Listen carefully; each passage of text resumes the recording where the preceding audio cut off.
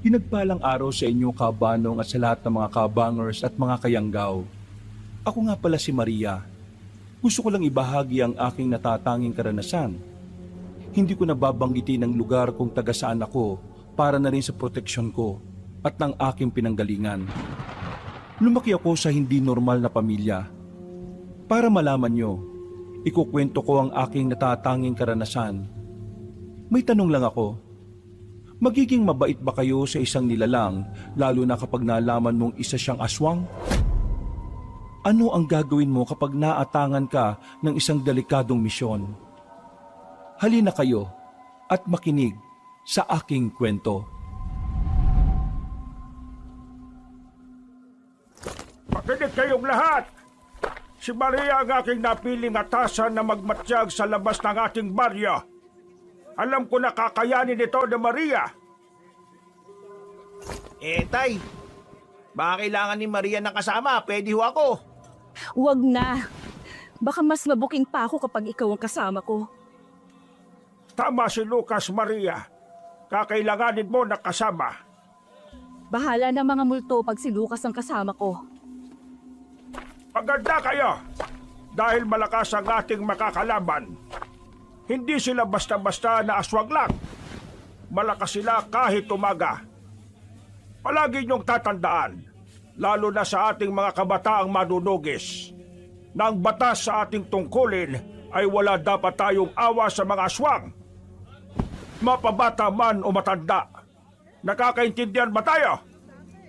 Opo, Jose! Taong 1978, Mindanao. Sa isang bahagi ng Mindanao kung saan ang pinakadulong isla ay masyado pang liblib, ay may mga nananahan na pinaniniwalaan nilang mga taong kumakain ng kapwa-tao. Sila ay mga aswang. May bahagi din sa Mindanao na may mga nilalang na sila ang tumutugi sa mga anak ng dilim. Marahil ay isa na lamang katang-isip ang ganitong kwento para sa mga makabagong henerasyon.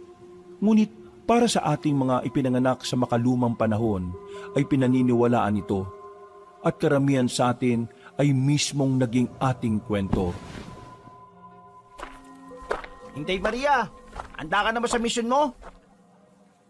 Ang makasama ka, ang hindi ako handa. Grabe ka naman sa akin. Marami na akong napagtagumpay ang mission, Inday Maria, no? Kaya wag mo akong malitin. Oo na. Hindi ko nalang babanggitin yung muntik kang makain ng buhay sa huling kuta ng mga katutubong aswang ng nakaraang taon. Magsasalita pa sana si Lucas nang dumating ang aking ina na tawagin niyo na lamang na Rita. May dalang kahon si ina na alam na namin kung ano ang mga laman. Isang mahusay na manggagamot ang aking ina, kabanong. Isa din siyang babaylan at isa siya sa mga itinuturing na mahalaga sa aming angkan at baryo.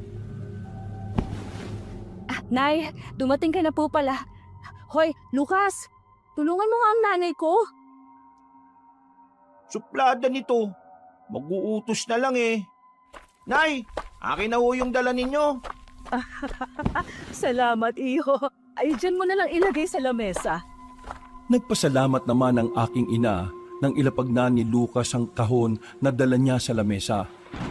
Naupo naman kaming dalawa nang sabihan kami ni ina na maupo. Nagtutulakan pa kaming dalawa na ikinailing na lamang ni ina. Hay nako, kayong dalawa, wala nang ginawa kundi mag-asaran. Mamaya mauuwi na naman sa away yan. Paano naman na itong si Maria? Wala namang ginawa kundi magsungit. Ang totoo, Nay, binuo niyo ba ni Tatay Jose itong bunso niyo na masama ang panahon? Ako'y tigil-tigilan mo, Lucas, ha? Baka baliktarin ko yung ulo mo. Hay siya, tama na yan. Makinig kayong dalawa. Ang laman ng kahon na ito ay magagamit ninyo sa inyong misyon. Nakinig naman kami sa paliwanag ng aking ina, kabanong. Ani ay kailangan na hindi kami maamoy ng mga aswang na aming minamanmanan, sapagkat malakas ang mga pang-amoy nito at pakiramdam. Hindi umano ito mga basta-bastang mga aswang lang. Huwag ka mag-alala, ina. hindi po ako magpapahalata. Ipinapangako kung hindi nila ako mauhuli. Nay, maaari mo ba kaming bigyan ng impormasyon tungkol sa mga aswang na to? At anong klaseng aswang ang aming mamanmanan? Mga gabunan. Mga gabunan? Nagkatinginan pa kami ni Lucas sa isa't isa nang magsabay kaming magsalita. Hindi na bago sa pandinig ko ang tungkol sa lahi ng aswang na gabunan. Pero nagulat pa rin ako dahil hindi ko akalain na magkakaroon ako ng tsansa na makalaban at makadaupang palad ang kagaya nila. Ayon sa aking ina, ang mga gabunan ng pinakamakapangyarihan at nakakatakot na lahi ng mga aswang. Sila ang mga lahi na kahit anong oras ay maaari silang umatake kahit pa katirikan ng araw. Hindi katulad ng mga ibang lahi ng aswang ay masasabing may mataas na karanasan ng mga gabunan. Nagtataglay sila ng lakas na wala sa mga mabababang uri ng aswang. At meron silang kakayahang magpalit anyo kahit pa sa murang edad. Mga gabunan, Nay? Kaya nga sinasabi ng tatay ninyo na mag-iingat kayo sapagkat hindi mga basta-basta ang mamanmanan ninyo. Mukhang mapapalaban tayo pagdating ng araw, Ina. Alam ko, anak, nakakayanin natin. Nasa panig natin ang kabutihan. Wala naman tayong ibang hangad kundi ang makatulong sa iba. Alam ko po, Ina. Kaya hindi ako mapapagod mag-ensayo. Kahit bata pa ako'y hindi ako magpapatalo sa mga aswang na yan. Gagawin ko ang lahat para lalo pang lumakas. Nang sa gayon, ay magapi at maubos ko silang lahat. Paano pala kapag may gwapong aswang? Hindi ka na magkakagusto? Ha, nakakatawa. Para akong kilikilite sa naisip mo. Tingnan mo, tawang-tawa ako. Aba, kala mo di mangyayari yun? Sa pag-ibig, Maria, ay walang hugis o anyo. Basta tumama sa puso mo, biktima ka kagad. Eh di kung may magandang aswang, asawahin mo, tapos dun ka na sa kanila tumira. Kaya, Nay, huwag ka mag-aalala sa anak mo. Kahit aswang aayawan niya sa kasungitan. Natawa na lamang si ina sa pag-aasaran naming dalawa ni Lucas. Sinabihan na lamang kami na maganda na para sa pagpupulong na gaganapin mamayang gabi. Nagpaalam muna si Lucas sa amin, ngunit bago umalis ay siniko niya pa ako. Babatukan ko pa sana siya, ngunit mabilis pa sa 4:00 na tumakbo palayo ang mukong. Makita lang kita mamaya, nakuyari ka talaga sa akin. Ay, bakit ba inaaway mo yang si Lucas? Mabuti nga't natitiis ka niyan. Inaasar ko lang din ho yan, Nay. Isa pa, kay Lucas lang din po ako komportable. Siya, maganda ka na. Oo nga pala, daanan mo mamaya ang mga kuya mo sa mga bahay nila. Ipaalam mo ang pagpupulong na gaganapin sa banal na lugar. Opo, Nay. Saad ko, sabay tayo para maganda. Humalik muna ako sa kanya bago pumasok sa aking silid kabanong. Napangiti naman si ina habang hinahatid ako ng tingin. Hindi siya marahil makapaniwala na ang dating batang karga-karga niya lang noon ay isa ng matapang na manunugis ngayon. Nabansagan ako sa aming baryo bilang isang mabangis na manunugis. Marahil dahil hindi ako marunong maawa sa mga anak ng dilim. 16 anyos ako nang matutong manugis ng mga aswang. At sa edad kong yon, nakita na nila sa akin ang pagiging mabangis na manunugis. Nagulat na lamang sila isang araw nang makita nila ako na duguan. Ako'y 10 taong gulang pa lamang noon. Nang tanungin ako ng aking ama kung anong nangyari, ang sabi ko'y may napatay akong batang aswang. Nang tanungin nila ako kung paano ko nalaman na aswang yon, sabi ko'y may dala itong sanggol. Mainam na lang at hindi pa nito nakakain. Hanggang sa madalas na akong sumama sa pakikipaglaban. At doon nakita ng aking angkan na magaling ako. At hindi madaling malinlang. Kinagabihan ay nagtipon-tipon na kaming mga manunugis. Aming pag-uusapan kung anong klaseng aswang ang aming makakalaban. At pag-uusapan din namin kung ano ang mga kakayahan nito at paano namin sila mamanmanan. Magandang gabi sa inyong lahat. Ngayong gabi ating pagpupulungan ang lahi ng aswang na ating makakalaban at ang paglabas nila Maria at Lucas sa ating baryo para magbanman. Saad ni Ama sa kanyang mga nasasakupan. Tinanong naman siya ng aking mga kapatid na lalaki kung hindi ba mapanganib ang aking gagawin. Para umano nila akong inilalagay sa panganib. Napangiti naman si Ama at napatingin sa akin na kalmado lang na nakaupo. Pakiwari ko'y hindi naman natatakot si Maria. Ako po'y pahintulutan ninyong magsalita aming pinuno. Sige Maria, Kayo'y huwag matakot dahil ang baon ko'y gabay ng Panginoon sa aking paglabas. Nauunawaan ko na kayo'y nag-aalala sa akin at iyon ay aking pinapasalamatan. Ngunit magtiwala kayo na hindi tayo matatalo. Napangiti naman ang aming pinuno, Kabanong, at pinasalamatan ako. Napayuko pa ako bagya bago umupo. ang ating makakalaban ay ang mga aswang na gabunan. Sila ang uri ng mga aswang na malalakas at makapangyarihan. Kaya wag natin silang maliitin. Hindi sila katulad ng mga pangkaraniwang aswang na maiingay. Ang mga gabunan ay tahimik na umaatake at nakakapambiktima sila kahit katirikan ng araw. Pinuno, paano natin sila makikilala kapag sila'y nagpalitan nyo? Magandang tanong, Maria. Sila ay napakaitim. Mahaba ang kanilang mga pangil. Ang kanilang mga mata ay mistulang dugo. At sila ay ang pinakamapanganib at pinaka-eksperyensadong lahi ng mga aswang. Ipinaliwanag din ni Ama na ang mga gabunan ay kayang magpalit anyo. Sila ay kumakain ng laman loob at umiinom ng dugo.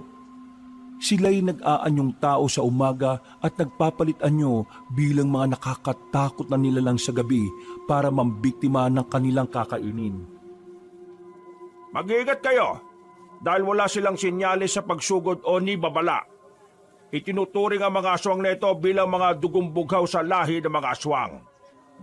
Sila ang nakatataas sa lahat ng lahi sapagkat kaya nilang palakasin at malakas na sila kahit sila ay nasa murang edad pa lamang. Kailangan nating talasan ang ating isip at talasan ang ating pakiramdaman. Alam kong ating kakayanin ang lahat ng ito. Magtiwala lang tayo. Bukas ng umaga ang alis nila Maria at Lucas. Isang sayawan at pagpapagal ang ginanap para sa aming tradisyon, Kabanong. Ito ay pasasalamat sa mga Diyos at Diyosa na gagabay umano sa akin at kay Lucas para sa aming unang misyon. Ito rin ang kanilang paraan para marinig ng mga abyan ang kanilang mga panalangin. Kinabukasan ay handa na ako. Habang si Lucas naman ay panay ang habilin sa kanyang pamilya na mag-iingat ang mga ito. Nangunot na lamang ang noo ko sa inasal ng aking kababata. Para kasing hindi na ito babalik kung makapaghabilin. Mukhang kinakabahan ka, Lucas. Maaari kang maiwan kung gusto mo. Ito naman masyadong mainipin. Tara na nga. Saad ni Lucas at nagpatiuna na itong umalis. Napapailing na lamang ako habang inatid ng tingin ng aking kababata. Bahagya akong napalingon sa mga kababayan namin at yumuko. Sinabihan pa ako ng aking mga nakatatandang kapatid na mag-iingat. Napatango lang ako sa kanila at kumaway sa kasumunod kay Lucas. Nakarating kami sa isang bayan na napakatahimik, Kabanong. Nagkunwari kami mga naghahanap ng maupahan at kami ay naghahanap ng trabaho nang may magtanong sa amin kung bago pa umano kami sa baryong yon. Sinabihan naman ng kausap namin na tamang-tama dahil nangangailangan siya ng tao sa kanyang tindahan. Tinanong pa kami kung magkaano-ano kami at si Lucas na ang sumagot. Magkapatid ho kami. Kambal po. Napatingin naman sa amin ang nagtatanong at nagpapalipat-lipat ng tingin nito sa aming dalawa. Sa hinuha ko'y baka siya ay nagtataka na dahil kami ay hindi magkamuka. Nagkatinginan na lamang kaming dalawa at sabay na napatingin sa nagtatanong. Huwag ho kayo magtaka. Hindi po kami magkamukha na kambal. Ay, opo. Ako, nagmana sa magulang namin. Siya po sa kapitbahay. Natawa naman ang aming kausap at maya-maya'y nagpakilala ito sa amin na siya si Aling Marcy. Sinabi niya sa amin na kapag tapos na umano ang trabaho ay huwag na kaming lalabas. At bago mag-alas 6 ng gabi ay dapat nakasarado na ang tindahan at nakauwi na kami. Nagkatinginan naman kami ni Lucas. Tila nahulaan naman ng aming kausap ang aming reaksyon. Aniya, mapanganib na ang lugar na yon. Naglipa na ang patayan. Marami na natatagpo ang patay na halos wala ng laman loob. Kaya pinaalalahanan niya muli kami na mag-iingat at huwag basta-basta magtitiwala. Tinanong pa ni Lucas kung sino ang pumapatay na sinagot naman ni Aling Marcy na mga aswang umano. Nagkatinginan naman kami ni Lucas Cabanong. Napatingin ulit kami kay Aling Marcy nang muli itong magsalita. Sinabi niya na sana umano ay may dumating na tulong sa kanila para mawala na ang takot nila sa dilim. Ilang taon na rin silang nababalutan ng takot. Hindi na umano nila naranasan ang lumalabas sa gabi. Kailangan natin ng iba yung pag-iingat. Huwag tayo basta-basta magtitiwala. Saad ko kay Lucas nang nasa inuupahang bahay na namin kami. Kahit kay Aling Marcy? Kahit sa ating sarili, tandaan mo, kayang magpalit anyo ng mga aswang na ating mamanmanan. Kaya kanilang gayahin at maging ako. Napatango naman si Lucas at naintindihan niya ang aking ibig sabihin. Napabuntong hininga siya at nagkunway napatingin sa kabuuan ng silid. Mainam na lamang ay may 2 kwarto ang pinaupahang bahay ni Aling Marcy. Isa pa'y malapit lamang ito sa aming pagtatrabaho ang tindahan. Ayon kasi sa matanda, mapanganib kapag uuwi pa kami sa malayo. Napatango kami ni Lucas kahit di naman kami nababahala sa sinasabi niyang mapanganib. Huwag mong kalilimutang isuot palagi ang kwintas mong bala. Palatandaan natin yan kapag may aswang na aaligid sa atin. Naunawaan ko. Pero maaari bang bukas na natin simulan yung pagmamanman? Magpahinga muna tayo. Medyo napagod ako sa lakad na ginawa natin eh. Sige, magpahinga ka na. Ikaw rin, magpahinga ka na. Habang nagpapahinga kami ni Lucas, ay bigla kaming napabangon dahil sa mga alulong na aming narinig. Sabay pa halos kaming lumabas sa aming silid. Sinenyasan ko si Lucas na yumuko at huwag maingay. Sumenyas pa akong sisilipin ko sa bintana. Halos gumagapang akong palapit sa bintana. At may maliit na siwang doon kaya bahagya akong sumilip. Nanlaki ang aking mga mata nang makita ang isang nilalang sa labas. Nakatayo ito na parabang siya ang hari sa loob ng makakapal na hamog. Sinenyasan ko si Lucas na lumapit. Binabalaan ko pa siyang magdahan-dahan. Ayon kasi sa aking ama na pinuno ng aming triboy, malakas umano ang pakiramdam ng mga aswang. At maging ang kanilang pandinig. Nang makalapit si Lucas ay agad siyang sumilip sa maliit na siwang. At katulad ko ay nanlaki rin ang kanyang mga mata sa nakita. Mga aswang! Marahil sila na yung mga gabunan! Hindi sila ang gabunan. Tingnan mo mabuti. Ang iingay nila. Panay ang bulungan namin nang biglang kumalabog ang dingding ng aming inuupahang bahay. Maagap ko pang tinakpan ang bibig ni Lucas dahil muntika na siyang mapasigaw. Nasa ganun kaming tagpo nang may sumigaw mula sa labas. Nanlalaki ang aming mga mata. Sinilip ko ang labas at may nakita akong babae na bihag ng mga aswang. Dali, kailangan natin siyang tulungan. Dali-dali naming sinuot ang aming maskara. Ginawa yon ng aming mga kapatid para hindi kami makilala ng mga aswang kapag nakipagsagupaan kami.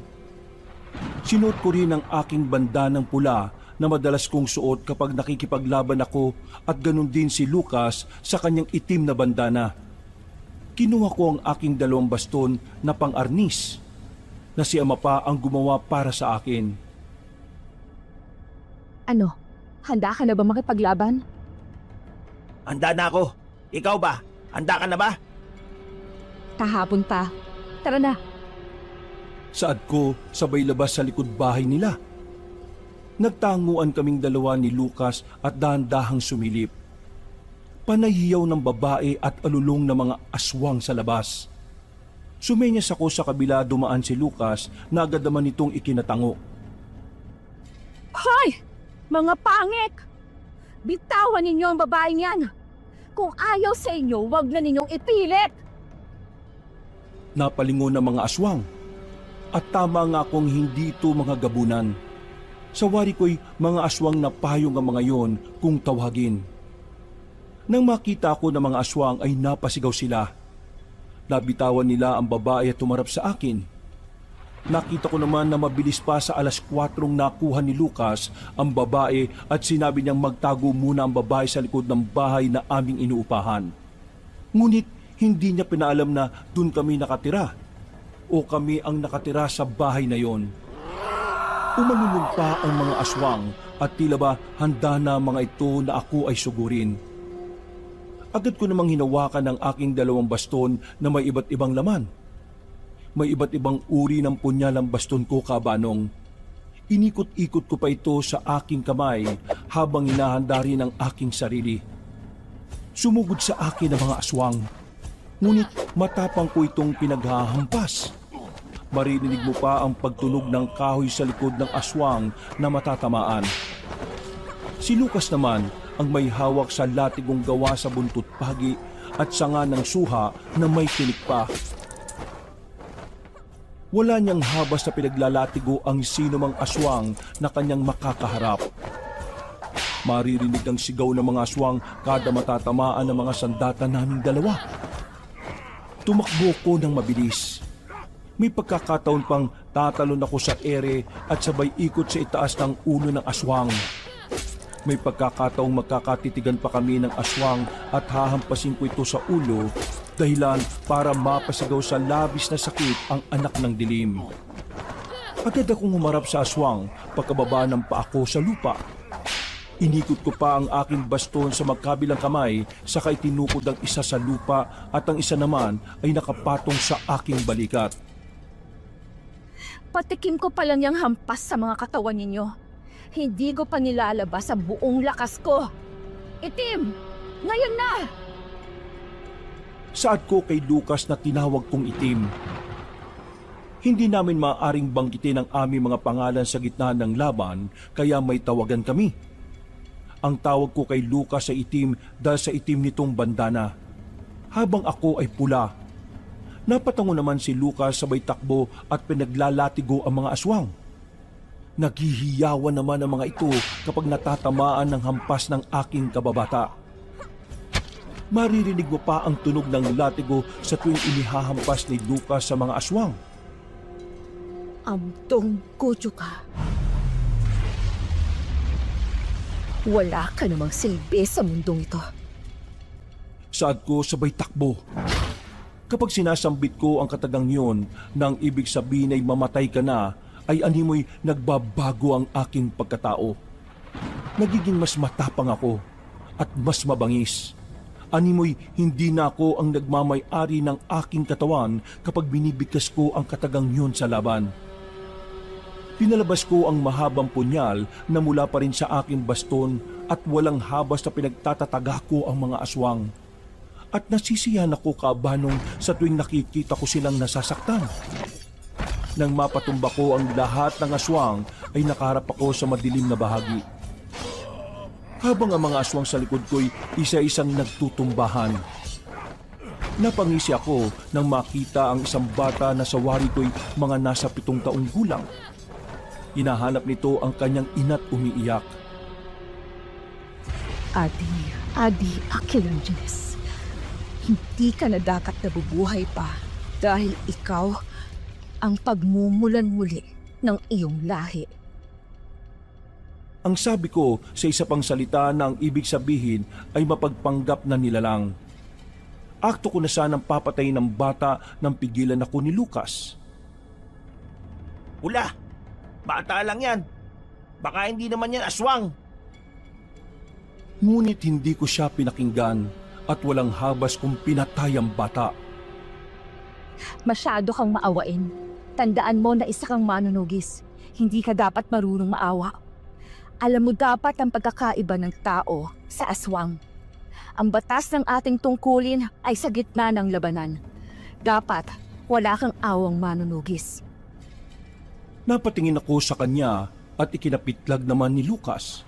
Nag-aalab ang mga mata kong nakatingin sa kanya.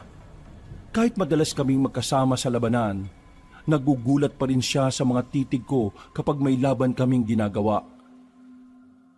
Kung malambot ang puso mo sa gitna ng labanan, yan ang magpapahamak sa'yo.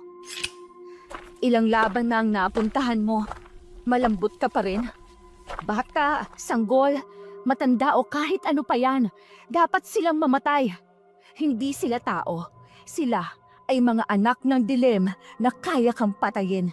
Kaya bago ka nila maunahan, unahan mo na sila. Kuha mo ba, itim? Kuha ko, Pula. Tinipon namin ang mga aswang at isa-isang sinilaban. Umaalingasaw ang amoy nito sa buong baryo. Pinawi namin ang babae, ngunit nagtanong pa ito kung sino kami. Nasinugot ko na lang na, Hindi na mahalaga kung sino kami. Ang mahalaga, ligtas ka. Umuwi ka na sa inyo. napatungo naman ang babae at nagpasalamat.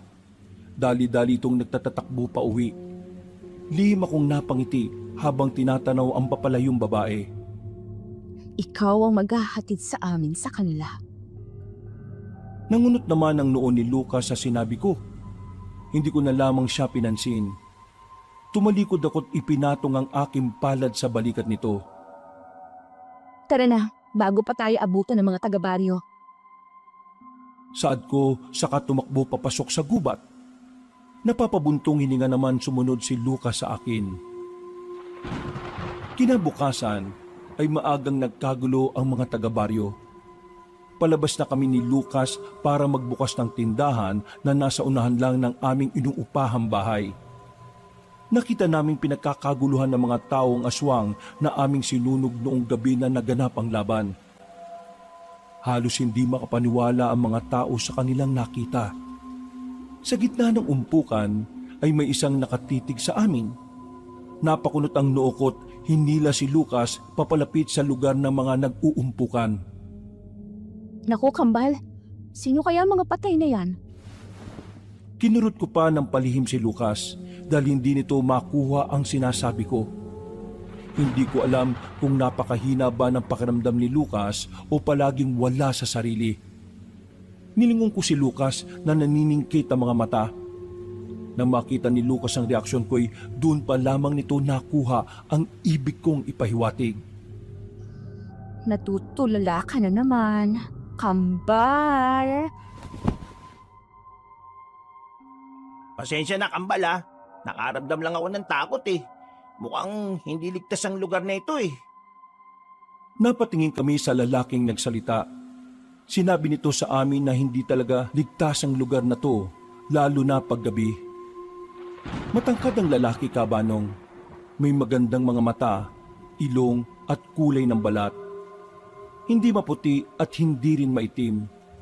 Matikas ang pangangatawan na batak sa ehersisyo at trabaho. Ito ang mga katawang kadalasang pinapangarap ng mga kababaihan. Ngunit hindi ako kasama ron, Kabanong. Ako si Roldan.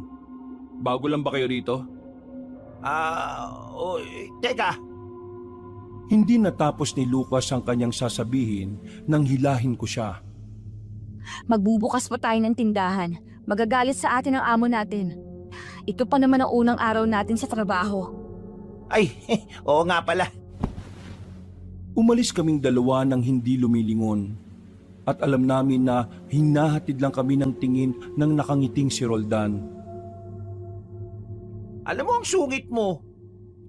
Saad ni Lucas sa akin habang naglilinis kami sa tindahan ni Aling Marcy. Seryoso naman akong napatingin sa kanya. Alam mo, ikaw? Pakiwari ko hindi ka magtatagal sa mundo. Madali ka mamamatay. Uy, sobra ka naman. Totoo naman. Alam mo kung bakit? Dahil mahina ang radar ng pakiramdam mo. Habaan mo kasi ang antena niyan. Aswang nang nakakasalubong mo, hindi mo pa maramdaman? Bakit? Aswang ba yung kausap natin kanina? Napapailing naman ako, Kabanong, at di na pinansin si Lucas. Ngunit napakakulit ng kaibigan ko at panay tanong kung aswang nga ba ang nakausap naming lalaki sa labas. Aswang nga ba yun? Ba't hindi mo kaya tanungin dun? Eh di nasuntok ako. To talaga oh. Buong araw kaming naging abala ni Lucas at halos di kami nakapagpahinga sa dami ng mga bumibili sa tindahan. Tuwang-tuwa naman si Aling Marcy dahil malaki ang kinita niya nung araw na yun. Aniya, ito umano ang unang beses na kumita ang kanyang tindahan ng ganung kalaking halaga. Aniya pa, maaari kaming dalawa ang swerte sa tindahan niya. Nagdagdag pa ito nang sinabi na tunay ngang swerte ang kambal na lalaki at babae. Dahil madalang lang ang ganung klase ng kambal. Oras na ng aming pahinga, Kabanong. Nasa labas kami ng tindahan para magmerienda. Panay pa ang asaran naming dalawa. Minsan, nagtatampalan kami kapag may napikon. Bata pa lang kami ay aso't pusa na talaga ang turingan namin, ngunit ganun pa man, hindi pa naman kami humahantong sa totoong away. Sa aming baryo, si Lucas lang ang may lakas ng loob na makipag-asaran sa akin. Ilag kasi sa akin ng ibang mga kabataan dahil bukod sa personalidad kong matapang, anak din ako ng pinakapinuno ng aming tribo. Huwag mo akong ginaganyan, Maria. Tanda mong ako lang ang kaibigan mo. Wala akong pakialam. Aawayin pa rin kita para lubayan mo na ako. Malabo pa yan sabog, no? Magtatampuan tayo pero di tayo maghiwalay. Tuleg, masamang biro yan. Natatawa naman si Lucas at muli akong sinuntok sa balikat, ngunit mahina lang. Hinamon pa niya ako na magbunong braso kami. Ilang beses na kitang natatalo dyan. Hindi ka pa ba nauumay? Hindi kasi ako titigil hanggat hindi ka natatalo sa bunong braso. Pataba ka muna. O di naman kaya buhatin mo mga bigas dyan araw-araw para lumakas sa muscles mo. Darating din ang panahon, matatalo kita sa bunong braso.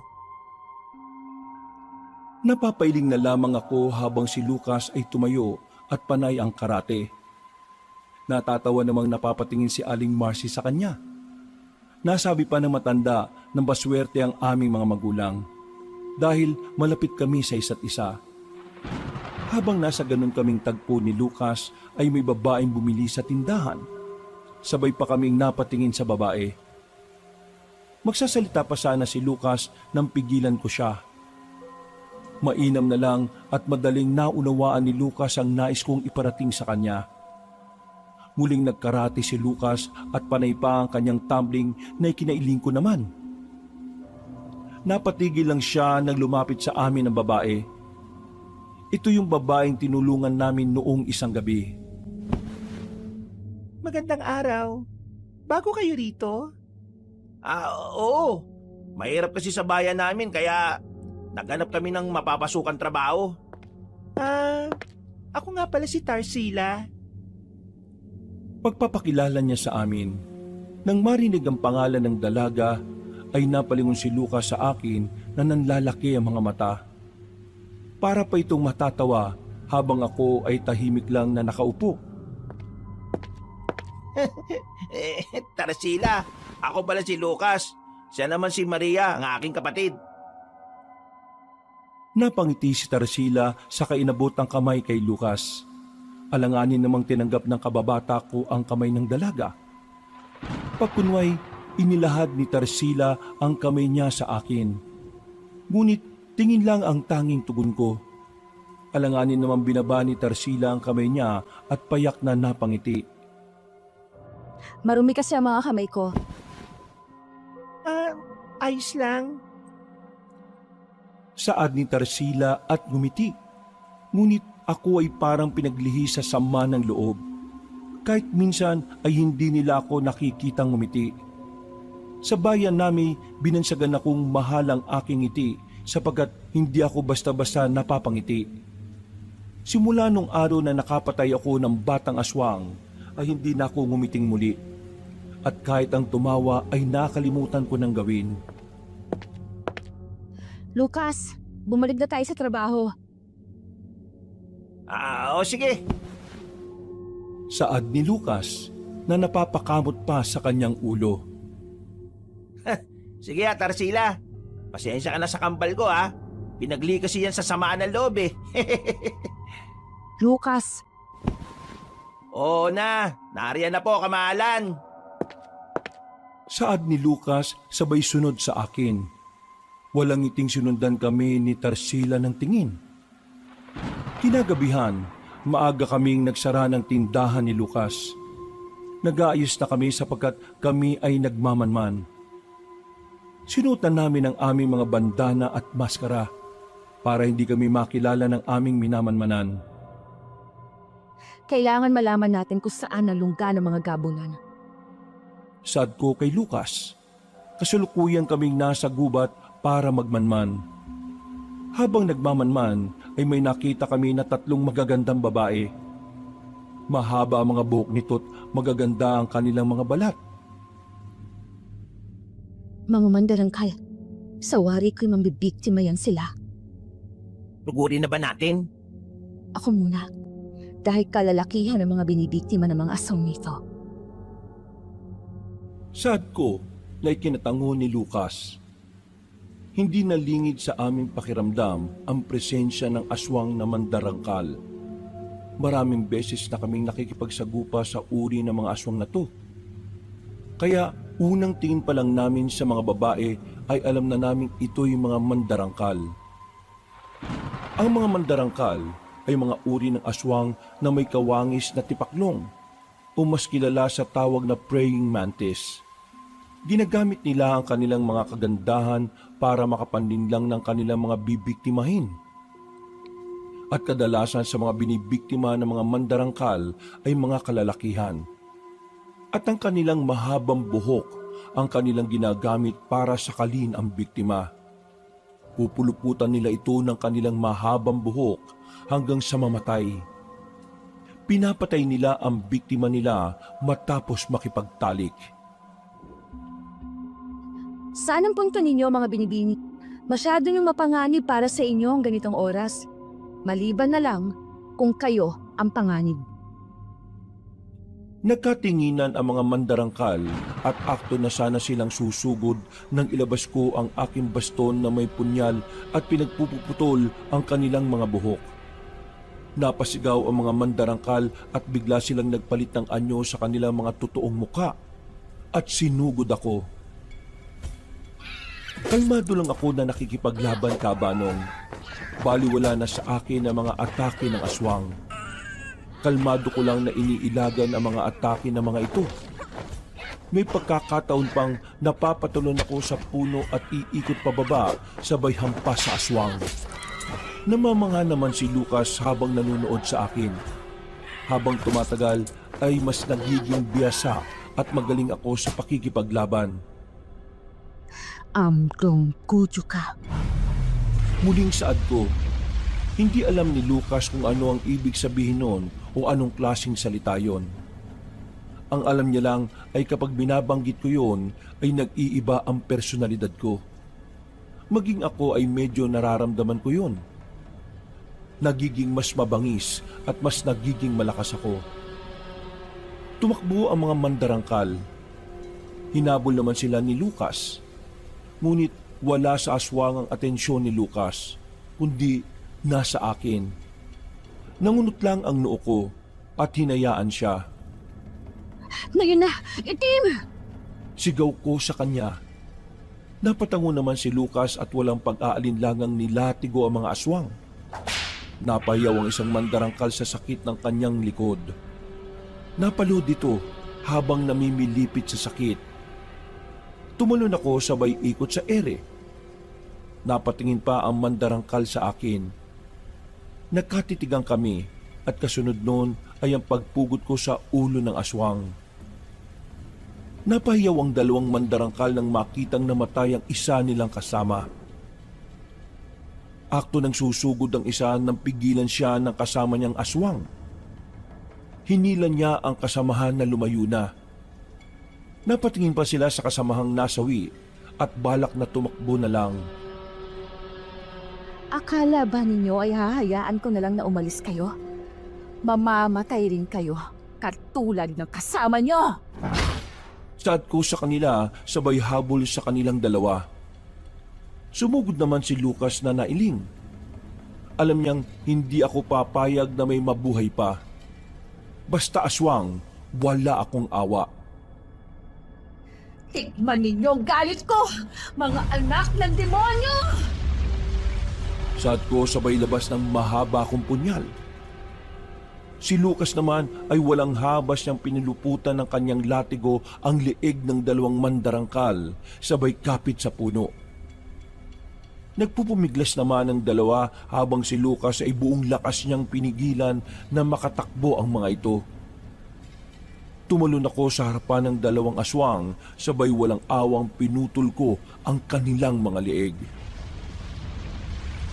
Wala akong panahong makipaghabulan. Saad ko nang maputol ang ulo ng dalawa. Tulad ng aming nakakaugalian, sinunog namin ang mga aswang. Umalingaso ang amoy ng mga ito sa paligid. Sinunog naman namin ang katawan ng aswang bilang banta sa iba pang lahi. Tara na. Aya ko kay Lucas at nagmamadali na kaming umalis. Naging banta sa iba pang aswang ang nangyayari, Kabanong. Hindi lang sa ibang lahi, kundi maging sa lahi ng mga gabunan. Pinatawag ng pinuno ng gabunan ng kanyang mga nasasakupan para gumawa ng isang pagpupulong. Sa ilalim ng maliwanag na buwan ay nagtipon sila. Malaki ang kanilang angkan, kasing lawak ng kanilang lahi ang baryong kanilang nasasakupan. Makinig kayong lahat. Tila ba nagkakasunod-sunod na ang patayan sa ibang lahi? Kamakailan lang, sinunog ang mga aswang na nagmula sa lahi ng mga payong. At kagabi ay ang 3 sa lahi ng mga mandarangkal. Hindi naman marahil nababahala ang aming pinuno. Napatingin si Roldan sa babaeng nagsalita. Medyo napapitlag naman ang babae at napayuko. Sa tingin mo, may dapat ba tayong ikabahala? Wala po aming pinuno, sapagkat ang ating angkan ang pinakamalakas sa lahat. Kailangan na makilala ko ang mga manunugis na yan. Ako mismo ang magmamanman. Marahil, sila rin ang manunugis na tumalo sa mga aswang na payong. Uubusin ko ang kanilang lahi kapag nalaman ko kung sino sila. Naghiyawan ang mga aswang na gabunan. Halos umalingaw-ngaw ang kanilang mga alulong sa ilalim ng buwan. Halos sabay silang nagpalit ng anyo at tumakbo papunta sa kabilang bayan para mambiktima. Kinabukasan, maaga kaming nagbukas ng tindahan ni Lucas. Pagdating ni Aling Marcy ay malinis na ang tindahan niya at marami na siyang kinita. Natuwa siya nang makita ang benta niya. Saka tinawag kami ni Lucas. Nang makalapit na kami, ay inabot niya ang kakanin. Nagpasalamat naman kaming dalawa sa mabait naming amo. Tatalikod na sana kami na mas mainam kung palagi akong nakangiti. Dahil mas maganda ako kung gagawin ko yon.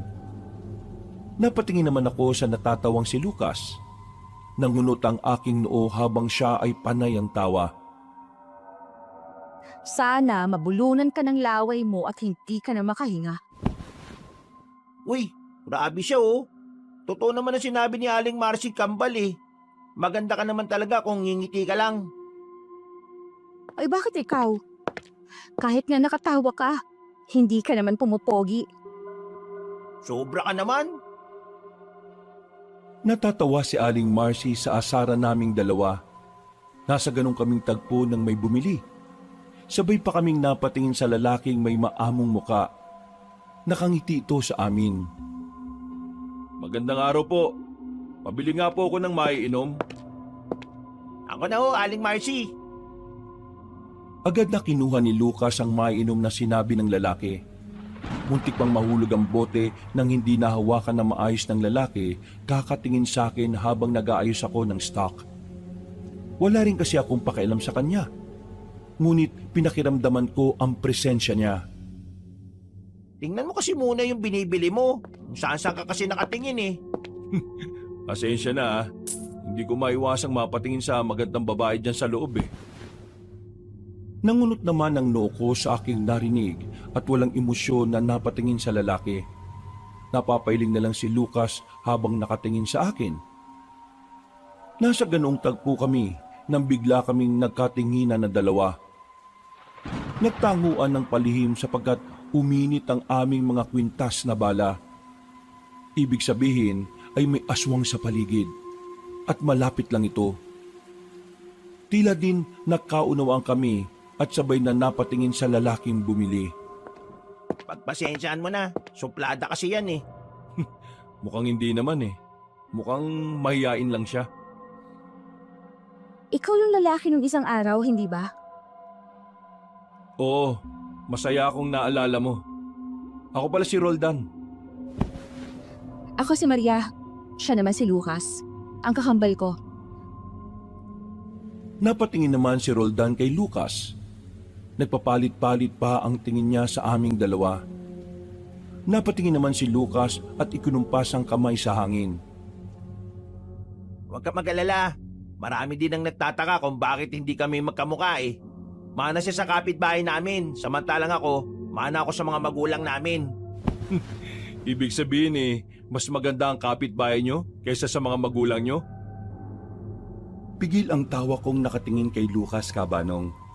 Sumimangot lang ako nang mapatingin sa akin ng aking kababata at si Roldan. Siya ang nagsabi, hindi ako. Magaling ka ba sa abon ng braso? Mukhang gusto kong mambali ng braso eh.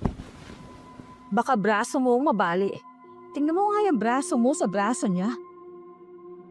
Napakamot naman si Lucas ng kanyang batok nang matawa sila ang Aling Marcy at Roldan.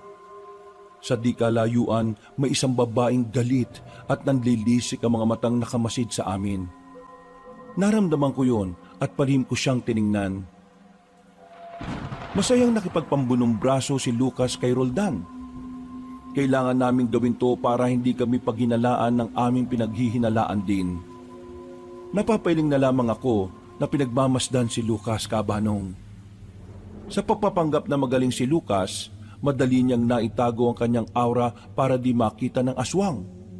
At siya din ang nagkukubli sa aura ko. Kaya hindi kami mapaghiwalay. Magpatalo ka na nga sa akin. Nang bumilib naman yung kambal ko. Paano naman ako makakapagpasikat sa kambal mo kung magpapatalo ako? Akong bahala sa'yo.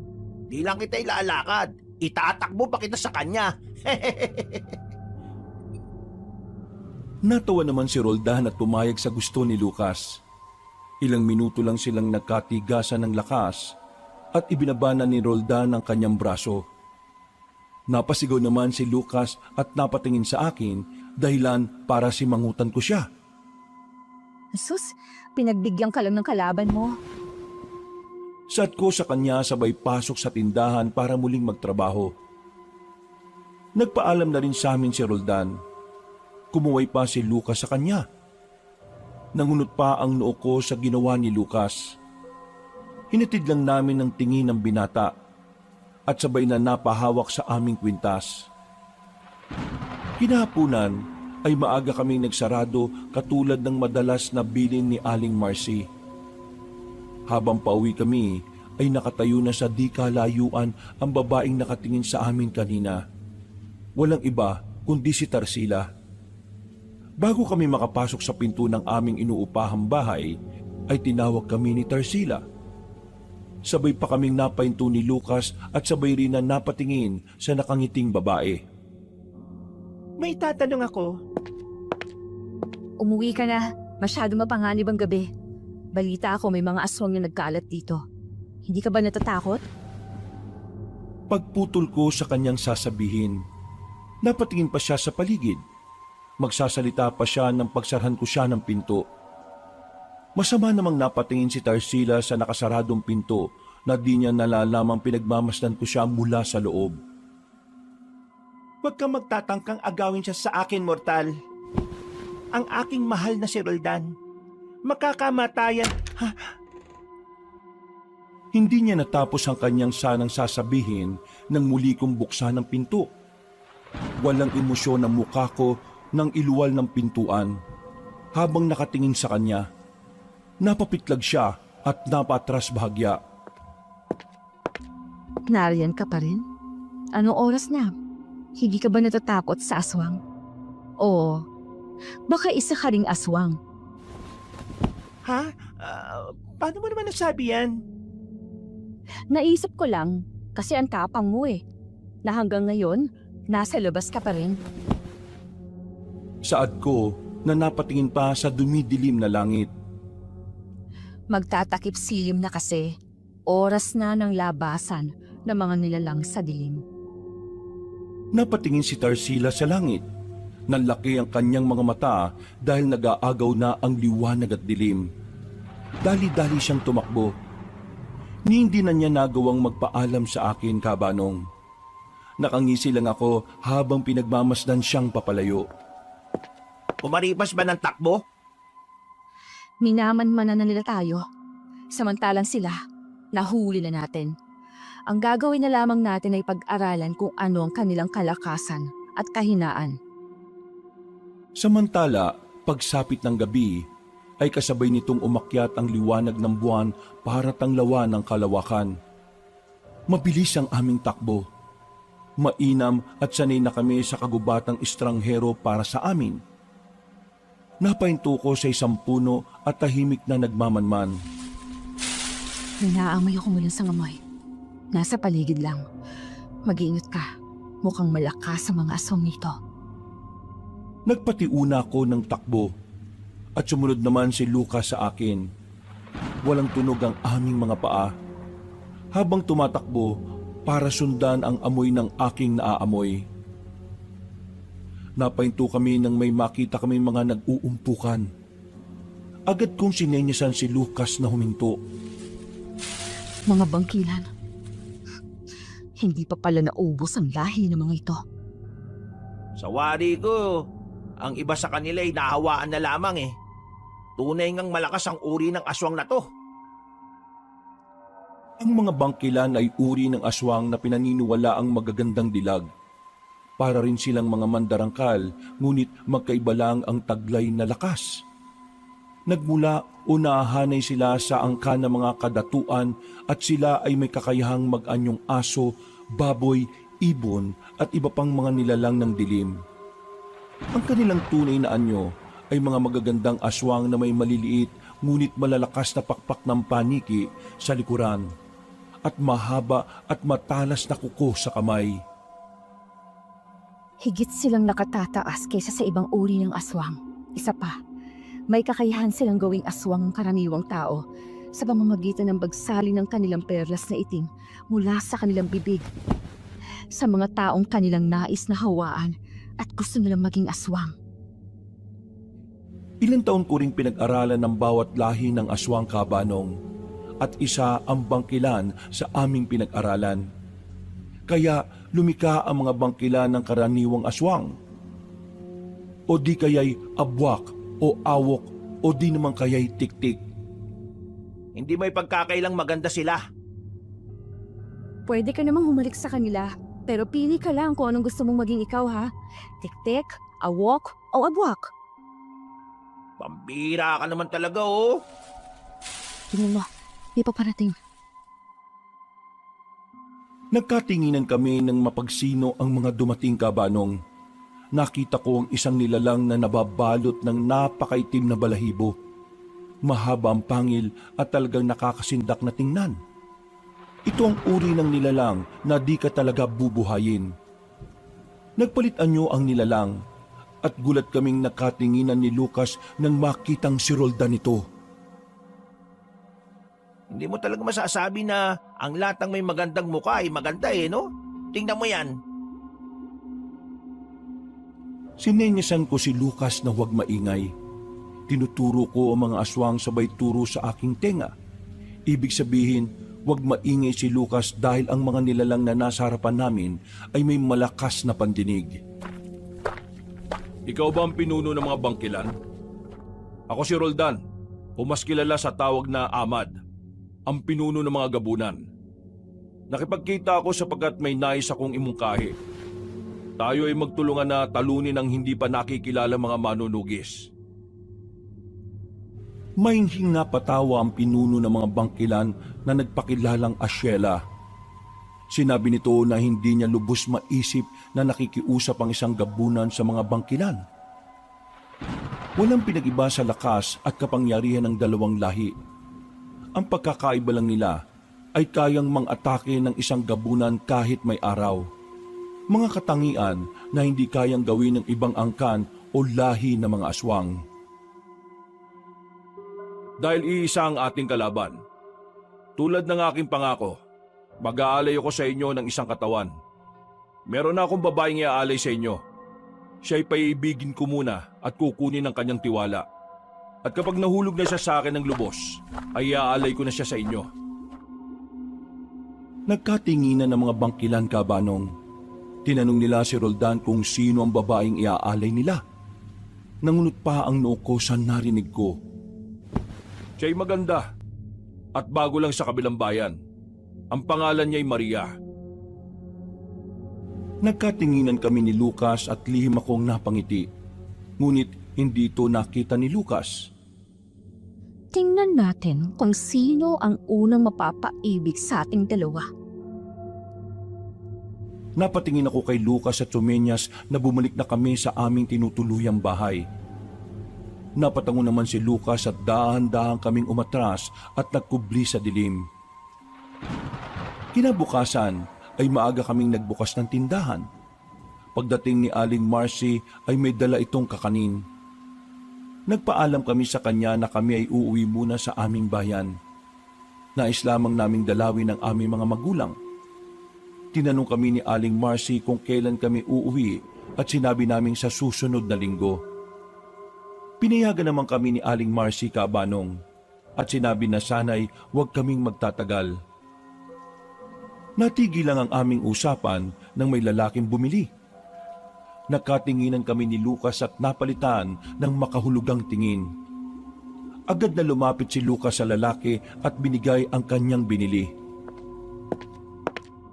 Magandang araw, Maria. Mas lalo ka yatang gumaganda ngayon, ah. Talaga? Baka magkagusto ka sa akin yan. Wala naman sigurong magagalit kung magkagusto ko sa iyo, di ba? Wala naman. Baka sa'yo, may magalit. Natawa naman si Roldan at sinabi sa akin na walang magagalit kung maging kami. Nangunot naman ang noo ko na ikinatawa muli ni Roldan. Kung sakali lang, Maria.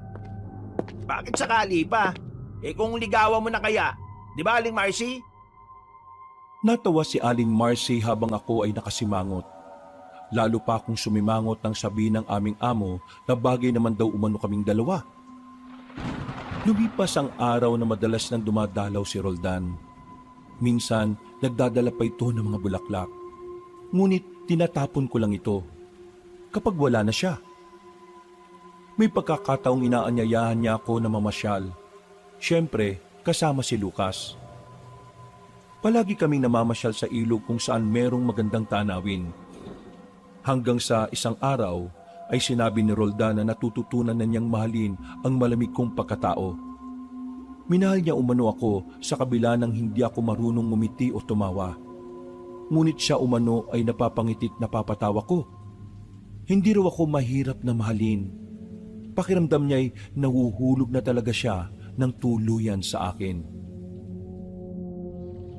Maria, nais kong malaman mo na mahal kita. Kung tatanungin mo kung kailan nagsimula, ang sagot ko'y hindi ko alam eh. Masasaktan ka lang sa akin. Hindi ako marunong magparamdam ng pagmamahal. Sapat na sa akin, Maria, na makatabi ka't makasama. Buong buhay kitang pagsisilbihan. Mahirap lang ako. Paano kung ayawan ako ng pamilya mo? Kaya ko, Maria, talikuran ng lahat. Dahil mahal na mahal kita. Kahit ang mga kalahi mo? Sige lang, Roldan. Mahalin mo ko. Masyado mo akong minamaliit. Kahit ang pamilya mo? Medyo nagulat naman si Roldan. Hindi siya agad nakaimik. Nakatingin lang siya sa akin na seryoso ang muka. Pero syempre, huwag mo pa rin gagawin yon. Mas mahalaga ang pamilya. Oo. Tama ka, Maria. Napatango lang ako, kabanong, at muling tumingin sa ilog. Pag-iisipan ko muna ang nararamdaman mo. Una, dahil hindi pa ako handa. At hindi pa natin lubos na kilala ang isa't isa. Napatango naman si Roldan at sinabi sa akin na maghihintay siya. Sabay hinawakan niya ang aking kamay. Pasimple naman akong tumingin sa kamay ko na hawak niya. Tila nangilabot naman ako sa pagkakahawak niya sa kamay ko. Hindi ko lang pinahalata. Hinatid kami ni Roldan. Napapangiti naman siyang nagpaalam sa amin. Habang ako ay walang kahit na anong emosyon na nakatingin sa kanya.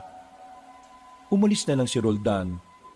Hindi man lang siya nakatanggap ng kahit isang ngiti mula sa akin. Pagkasarado ko ng pinto, ay agad akong naligo at naglagay ng mga langis pangontra sa aswang.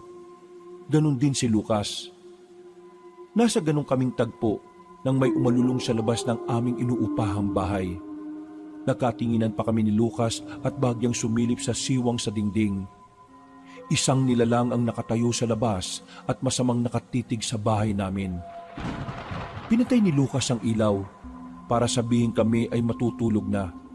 Ngunit inihahanda namin ang aming madalas isuot kapag nagmamanman o nakikipaglaban kami. Nang akto na kaming lalabas sa likod ng bahay, ay may narinig kaming usapan at pamilyar sa akin ang boses. Sinenyasang ko si Lucas na magdahan-dahan. Muli kaming sumilip at nakita naming nagtatalo si Roldan at ang babae na nakatayo kanina. Anong ginagawa mo dito, Tarsila?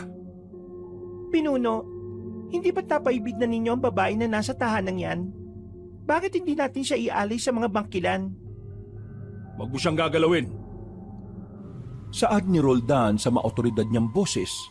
Napatingin muna si Tarsila sa bahay namin saka napatingin sa kanyang pinuno.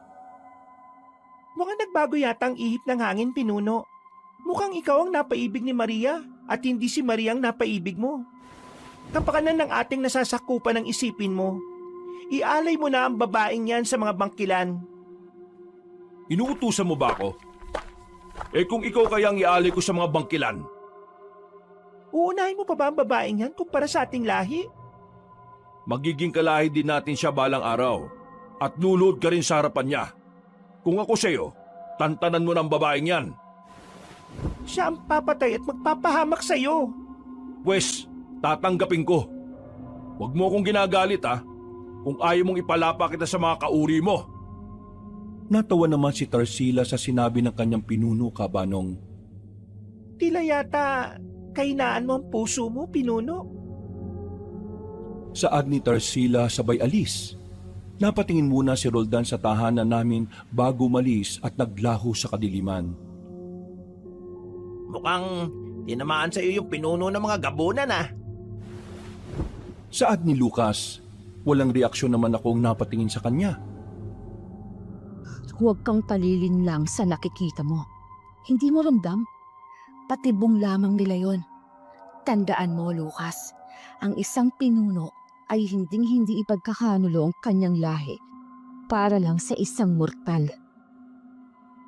Samantala, nagsasaya ang mga gabunan sa ilalim ng buwan. Pinagdiriwang nila ang unang kabilugan nito. Nakaupo si Roldan sa kanyang trono habang nagsasayawan ang mga kababaihang aswang. Pinahanga mo ko, Tarsila. Magaling kang umarte. Sapagkat ako'y natuto lamang mula sa inyo, aming Pinuno. Alam kong narinig yun ni Maria at natitiyak kong mapapaibig ko na siya. May pakiramdam kasi akong Alam niyang ako ay kakaibang nilalang. Pakiwari ko, Pinuno, hindi sila mga normal na tao eh. Napakiramdaman ko rin yun. Ngunit mahabang pagmamanman pa ang kailangan hanggang makasiguro na tayo.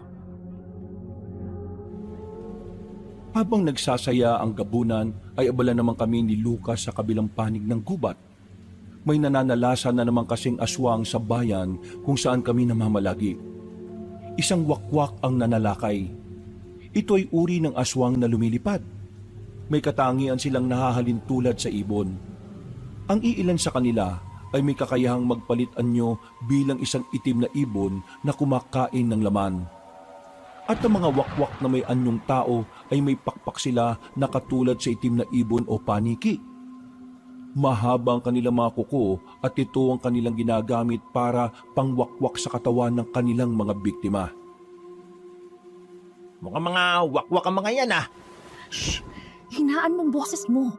Maaaring malabong mga mata ng mga wakwak, ngunit matatalas ang kanilang mga pandinig. Bulong ko kay Lucas. Ayon sa sinabi noon ni Ama, ay bulag ang mga mata ng mga wakwak sa umaga at nakakakita lang sila sa gabi.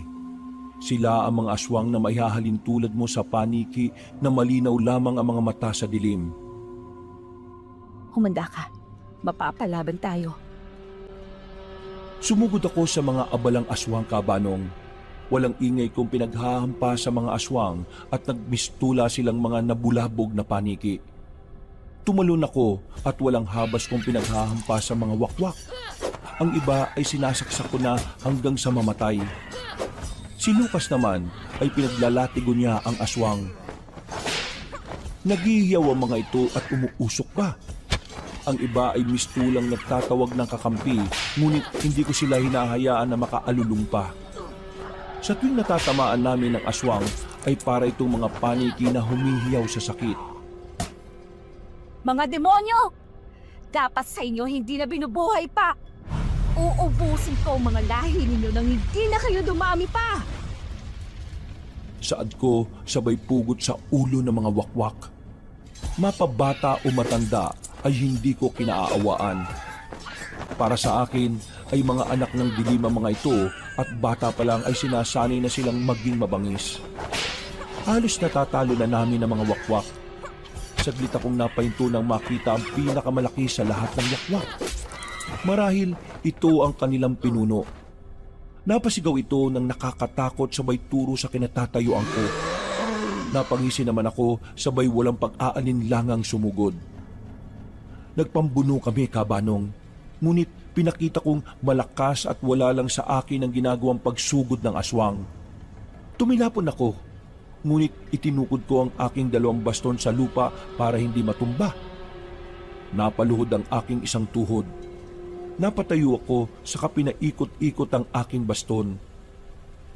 Napadura pa ako dahil dumugo ang aking labi. Amdonggujo ka. Pagpapayaran mo ang pagsapak mo sa akin. Saad ko, sabay sugod.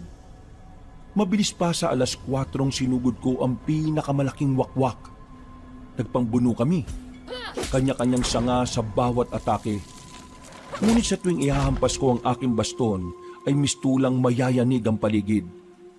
Bumabalik ko ang katawan ng aswang sa tuwing tatamaan ng aking baston na naging dahilan para magsuka ito ng dugo. Malakas ang sigaw ng aswang. Halos lupaypay na ang katawan niyang kakahampas ko. Halos lahat ng galit ko ay ibinuhos ko sa aswang. Nagmistulang ako na ang halimaw sa mga oras na yon. Maging si Lucas ay nagulat sa lakas na pinapakita ko. Ang ibang aswang ay sinisiliban ko na kahit buhay pa at ang mga batay itinatapon sa apoy. Lupasay na ang aswang at wala ng lakas na lumaban pa. Nilabas ko ang aking mahabang punyal mula sa baston at walang habas na ginilitan ng liig ang pinuno ng wakwak. Nagulat si Lucas nang buhatin ko ang pinakamalaking aswang at itinapon sa nagliliyab na apoy. Pinagmamasdan lang ako ni Lucas, Kabanong. Nakikita niya ang alab sa mga mata ko. Ang matang mabangis at walang takot. Tara na, Itim. Diretso na tayo sa ating bayan. Saad ko, sabay takbo ng mabilis. Walang imik naman na sumunod sa akin si Lucas. Binaybay namin ang kagubatan pabalik sa aming baryo para ibalita ang aming misyon. Masaya ako nakabalik kayo ng ligtas, anak. Salamat, mahal na pinuno. Ngunit nais kong malaman mo na sa bayang aming pinuntahan ay napakaraming aswang na gumagala. Maging sa mga karatig bayan niya ay napakaraming nananalasang aswang. Ang mga gabunan? Nakipag-isa sila sa mga bangkilan para matalo ang mga manunugis. At balak nilang paibigin si Maria para iaalay sa mga bangkilan. Napatingin naman si ama sa akin, habang ako ay tila walang kahit anong emosyon ang makikita sa aking muka. Hindi ko alam kung anong dapat na maging reaksyon ko sa mga sandaling yun. Anong yung balak? Papasukin natin ang kanilang lungga. Ibibigay ko sa kanila ang kanilang kagustuhan. Mainam na ating pagplanuhang mabuti ang ating gagawin para hindi tayo magkamali. Ama, sa unang kabilugan ng buwan, gaganapin ang kanilang pagtitipon para sa pagkakaisa nila. Yon din ang araw na atin silang lulusubin. Sumang-ayon si ama sa aking plano, Kaabanong, at ang gabi ring yun ay kanyang tinipon ng kanyang mga nasasakupan para sa pagpupulong. Ang lahat ng mga manunugis ay kanyang hinati sa 4. Batay na rin sa mapa na aming ibinigay. At sa 4 na sulok ng gubat ay may mga manunugis siyang itatalaga. Ang mga babaylan ang siyang may iwan para manalangin o magsasagawa ng taphag. Para tayo ay gabayan ng mga Diyos at ng ating mga abyan. Matapos ang pagpupulong ay bumalik kami ni Lucas sa bayan kinabukasan. Habang naglalakad kami ay may nakasalubong kami mga babae. Magaganda ang mga ito at para silang mga Diyos ang nagsibabaan sa lupa. Panay ang tawanan ng mga ito na parabang ang saya-saya nila. Panay pa ang kanilang harutan at tampalan. Mga mandurugo, Bulong ko kay Lucas. Tahimik lang na nakatingin si Lucas sa mga babaeng panay ang tawanan. Ang mga mandurugo ay ang uri ng mga aswang na magagandang dilag kapag umaga. At sa tuwing sasapit ang takip-sili mo gabi, ay may kakayahan silang maging ibong mandaragit na may mukha ng magandang dalaga. ayon sa kasabihan, sila umano ay ang mga dating kinari. Anong kinari? Mga kalahating diwata at kalahating tao o mga nilalang na may dugong diwata. Ang mga kinari ay magagandang nilalang na may pakpak sa likuran. At kapag ang mga kinari ay iibig sa tao, sila'y magsisilbi at magmamahal ng tapat sa tao. Ganon? Mukhang kailangan ko ng magmahal ng kinari Natigil ang aming usapan nang magkalapit na kami ng mga mandurugo. Bagya pa kaming nakatitigan. Matama lang kaming nakatitig sa kanila. Habang ang mga mandurugo ay napangiti at binati kami ng magandang araw. Bagya lang napayuko si Lucas habang ako ay nakatitig lang. Nang makalayo na ang mga mandurugo ay napahinto sila para sundan kami ng tingin. Napayuko lang sila at diretsyong naglakad nang nilingon ko sila at tinitigan na matalim.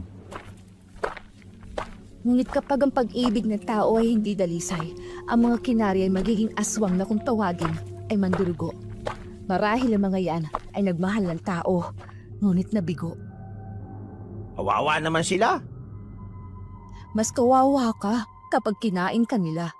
Tandaan mo, galit sa mga lalaki ang mga yan. Saad ko na napapailing. Muli ko pang nilingon ang mga mandurugo ngunit wala na ang mga ito. Nang makarating kami sa bayan ay tuwang-tuwa si Aling Marcy nang makita kami ni Lucas. Sinabi pa na matanda na matumal ang kanyang kita nung umuwi kaming dalawa. Napapatawa naman si Lucas habang ako ay nakatingin lang. Napalingon naman kaming dalawa nang sabihin ni Aling Marcy na tila ang lakas ng pang-amoy ng manliligaw ko. Mukhang alam agad nito na naririto na kami. Nakangiti namang lumapit si Roldan habang nagiinit naman ang dugo ko nang makita siya. Magandang araw, Maria. Kumusta ka? Bakit? Namiss mo ba ako? Napatingin naman sa akin si Lucas nang marinig ang sinabi ko. Nakasimangot at naniningkit naman ang aking mga mata habang nakatingin sa aking kababata. Wala naman ako sinasabi ah. Hindi na lang ako umimika, Banong. Napatingin lang ako muli kay Roldan nang tawagin niya ako. Ngunit nangunot ang aking noo nang magawi ang mata ko kay Tarsila na nakangiti na parang demonyo.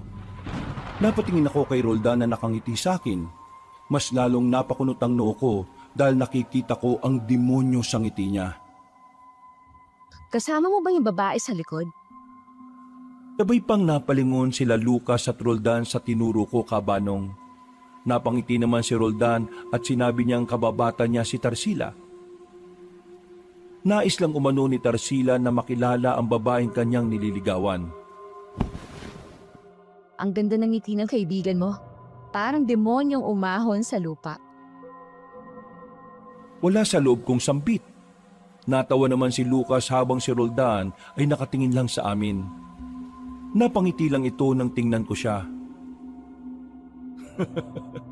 Palabiro ka pala, Maria. Hindi marunong magbiro si Maria. Pasmado kasi bibig niyan eh. Ah, ganun ba?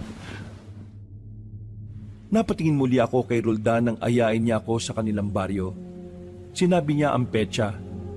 Nakatinginan naman kami ni Lucas sapagkat ang petsang binabanggit niya ay ang petsa ng unang pagsibol ng kabilugan ng buwan.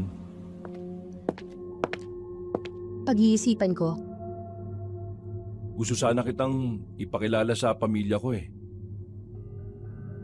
Hindi na lang ako umimika, Banong. Napatingin lang ako sa kamay ko nang hawakan yon ni Roldan. Totoong nararamdaman ko sa iyo, Maria. Mahal na mahal kita. Nagulat na lamang si Roldan nang yakapin ko siya. Nanlilisik naman ang mga mata ni Tarsila nang makitang niyakap ko si Roldan. Nanlalaki ang mga mata niya nang makita ang makahulugang ngiti ko. Kinagabihan, nakasilip ako sa labas ng bahay. May nakatayo roon ng mga bulto nang di ko malaman kung lalaki ba o babae. Nang maaninag ko'y napangiti ako. maganda ka. Mukhang may bisita ka. Dahil inaasahan ko na ang mga lahing ito. Ako? Natitiyak kung ikaw ang sadya ng mga yan. Saad ko, sabay suot ng aking maskara at bandana. Ganon din si Lucas. Pinatay namin ang gasera at dahan-dahang lumabas sa likod ng aming bahay. Mabilis kaming umakyat sa puno at pinagmasdan ng mga mandurugong nakatayo sa tapat ng aming inuupahan. May nagkaka-interes nga sa akin. Aswang naman. Lihim akong napangiti, habang si Lucas ay panayang atungal. Natahimik lamang ito nang tumalon ako mula sa puno sabay takbo sa mga mandurugo. Masyadong mainipin naman tong babaeng to. Aniya, sabay sunod sa akin. Nagulat na lamang ang mga mandurugo na may humampas sa kanila. Paglingon ng iba ay nakita nila kami na nakamaskara. Narinig pa naming sinabi ng isa sa mga aswang na narito na ang mga manunugis. Kami nga. Nagulat ka? Sabay hampas ko sa ulo ng mandurugo ng aking baston na akala mo ay gawa sa kahoy. Mukhang kahoy lang tingnan ang baston ko, ngunit gawa ito sa bakal na may halong gintot pilak. Mabigat kapag ordinaryong tao lang ang hahawak, ngunit magaan lang kapag ako ang may hawak nito, Kabanong. Kung ako ay walang habas kung manghampas ng mandurugo, si Lucas naman ay panayang hingi ng tawad sa kada matatamaan niyang mandurugo. Ay, sorry. Natamaan ko mukha mo. Sorry. Bawi ka na lang sa susunod mong buhay, ha? Nagising ang mga nagpapahinga sa kanilang bahay sa ingay ng kanilang mga bubong na ginawang takbuhan ng mga mandurugo. Nagugulat na lamang sila na mga naglalaglagang aswang mula sa kanilang mga bubong. Nakita nila umano ang dalawang nilalang na nakikibaka sa mga aswang. Napahanga sila't nagpasalamat sa Diyos dahil nagpadala ito ng tagapagligtas. Para kaming mga kidlat na nagtatagisa ng lakas. May pagkakataong umiilaw pa ang katawan nila kapag natatamaan ng aking baston. At ang sino mang matatamaan ay mistulang lantang gulay. Halos bali ang butot di na makatayo. Muli kong binibigkas ang salitang madalas kong binabanggit kapag nakikipaglaban. Ang salitang tila ba nagpapalakas sa akin at mas nagiging mabangis pa ako. Para bang kapag binabanggit ko ang mga salitang yon ay nagiging ibang tao ako. Napatay namin ang mga mandurugo na para sa akin ay nakakatakot lang ang pangalan pero mahinang kalaban. Katulad ng nakaugalian ay sinisilaban namin ang mga ito. Umalingaso ang amoy nila at amoy nila ang magsisilbing banta sa ibang lahi. Wala. Ano ba yung salita na madalas mong binabanggit? Di ko maintindihan. Napatingin ako sa kanya, Kabanong. Hindi ko alam kung paano ko ipapaliwanag ang sagot sa tanong niya. Huwag mo nang alamin. Mamamatay ka kapag sinabi ko sa'yo. Tara na. Balisa si Roldan sa kanyang silid. Hindi niya maunawaan kung bakit ganito ang kanyang nararamdaman. Ang dating pagmamahal na puno ng pagkukunwari ay naging tunay na. Sa tuwing pipikit ang kanyang mga mata, ay mukha ko na hindi nakangiti ang kanyang nakikita. Tila ba naguguluhan na siya kung kanya pa bang ipagpapatuloy ang pag-aalay sa akin sa mga bangkilan. Nasa ganun siyang tagpo nang may magsalita sa kanyang likod. Nangunot ang kanyang noo nang makita si Tarsila. Mukhang balisa ka, mahal na pinuno. Sa iyong isip ay meron bang bumabagabag? Anong ginagawa mo dito sa silid ko? Ang tanong ko po ang inyong sagutin. Nanlaki mga mata ng babae sa gulat nang bigla siyang sakalin ni Roldan. Bahagya ang kanyang pagkagulat dahil napalitan ito ng mahinang pagtawa. Papatay mo ang iyong lahi para lang sa isang mortal. Kataksilan yon! Kataksilan yon sa iyong lahing matagal mo nang inaalagaan. Wala kang karapatang kwestiyonin ang katapatan ng iyong binuno sa kanyang lahi. Hindi ang mababang uri ng aswang na katulad mo ang magsasabi sa akin yan. Binitiwan niya ang leeg ni Tarsila. Huminga naman ng malalim ang babae at naubo habang hawak niya ang kanyang leeg. Naluluha pa siyang napatingin sa nakatalikod niyang pinuno. Ang pinunong nilaanan niya ng pagtingin at pag-ibig. Ngunit hindi siya magawang tingnan. Ang nais ko lamang ay huwag mong talikuran ang iyong lahi dahil sa isang mortal. Kapag nalaman niya ang tungkol sa atin ay maaari nating ikapahamak yun. Inaalala mo ba ang ating lahi o inaalala mo ang sarili mo? Akala mo hindi ko alam na may pagtangi ka sa akin? Pero nais kong malaman mo na kung hindi ang mortal na yon ang aking mapapangasawa, ay hindi rin ikaw ang nais ko na mapangasawa. Nanlaki ang mga mata ni Tarsila. Hindi niya akalain na alam ng kanyang pinuno ang matagal na niyang lihim. Hindi ko ibig ang mortal. Iaalay ko siya sa aking mapapangasawa. Walang iba, kundi ang pinuno ng mga bangkilan. Saad ni Roldan. Ngunit wala itong katotohanan. Nag-iisa lang ang babaeng nagpatibok ng puso ng gabunan. Walang iba, kundi ako. Ginugulo ko ang isip niya.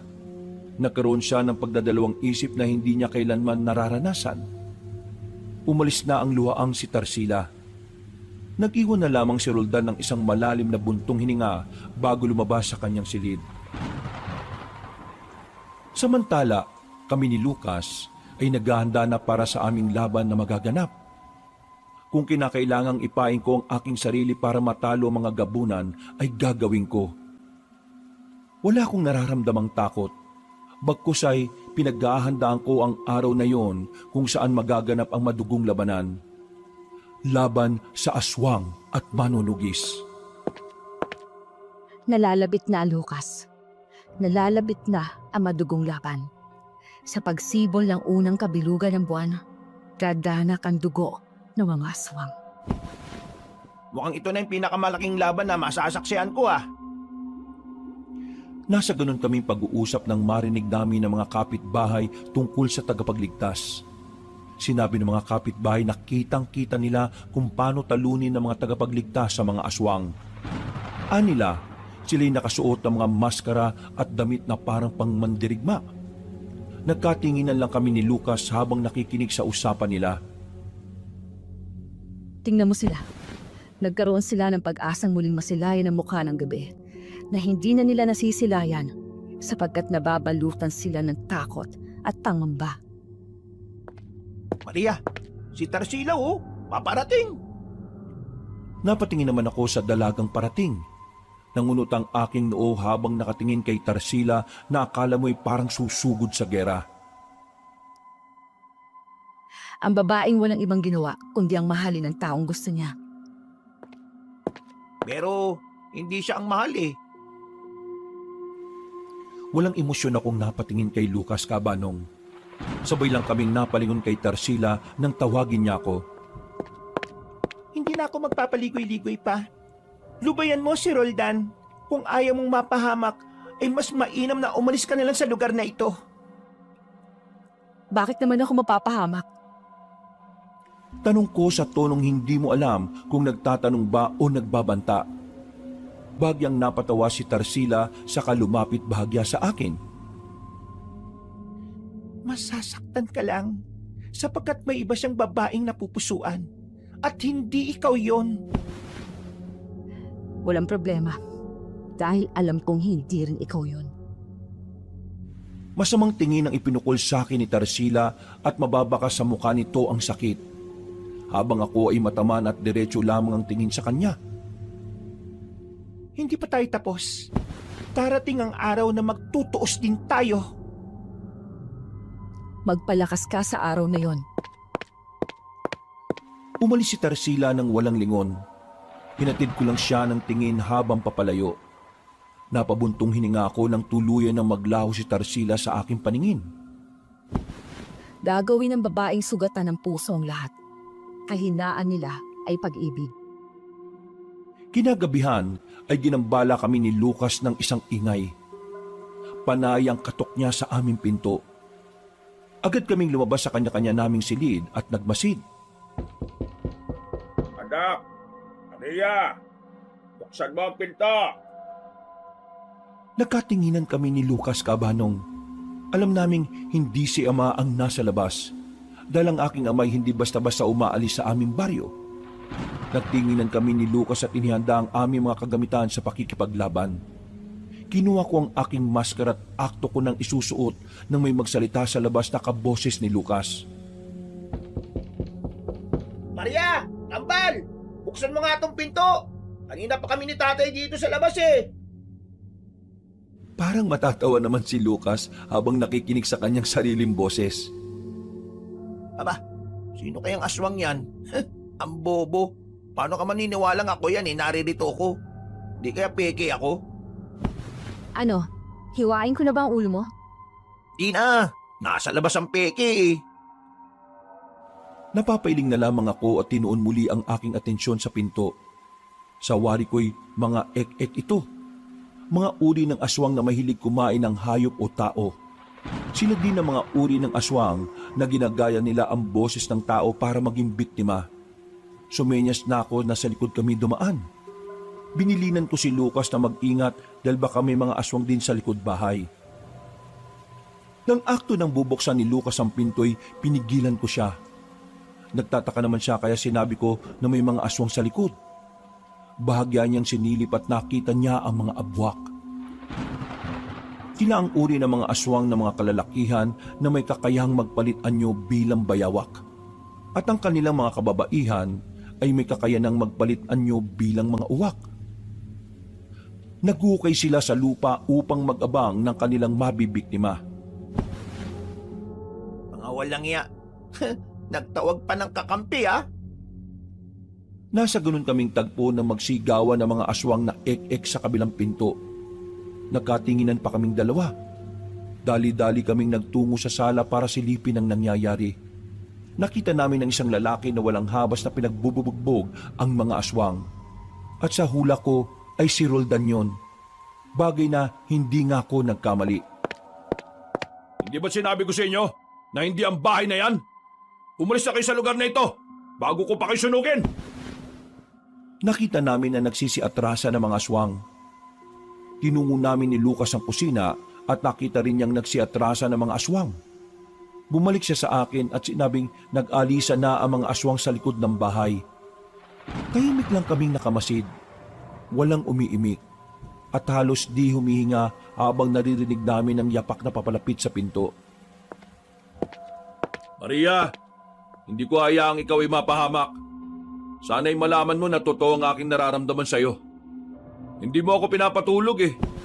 Ginambala mo ang aking nananahimik na puso. Ginulo mo ang isipan ko.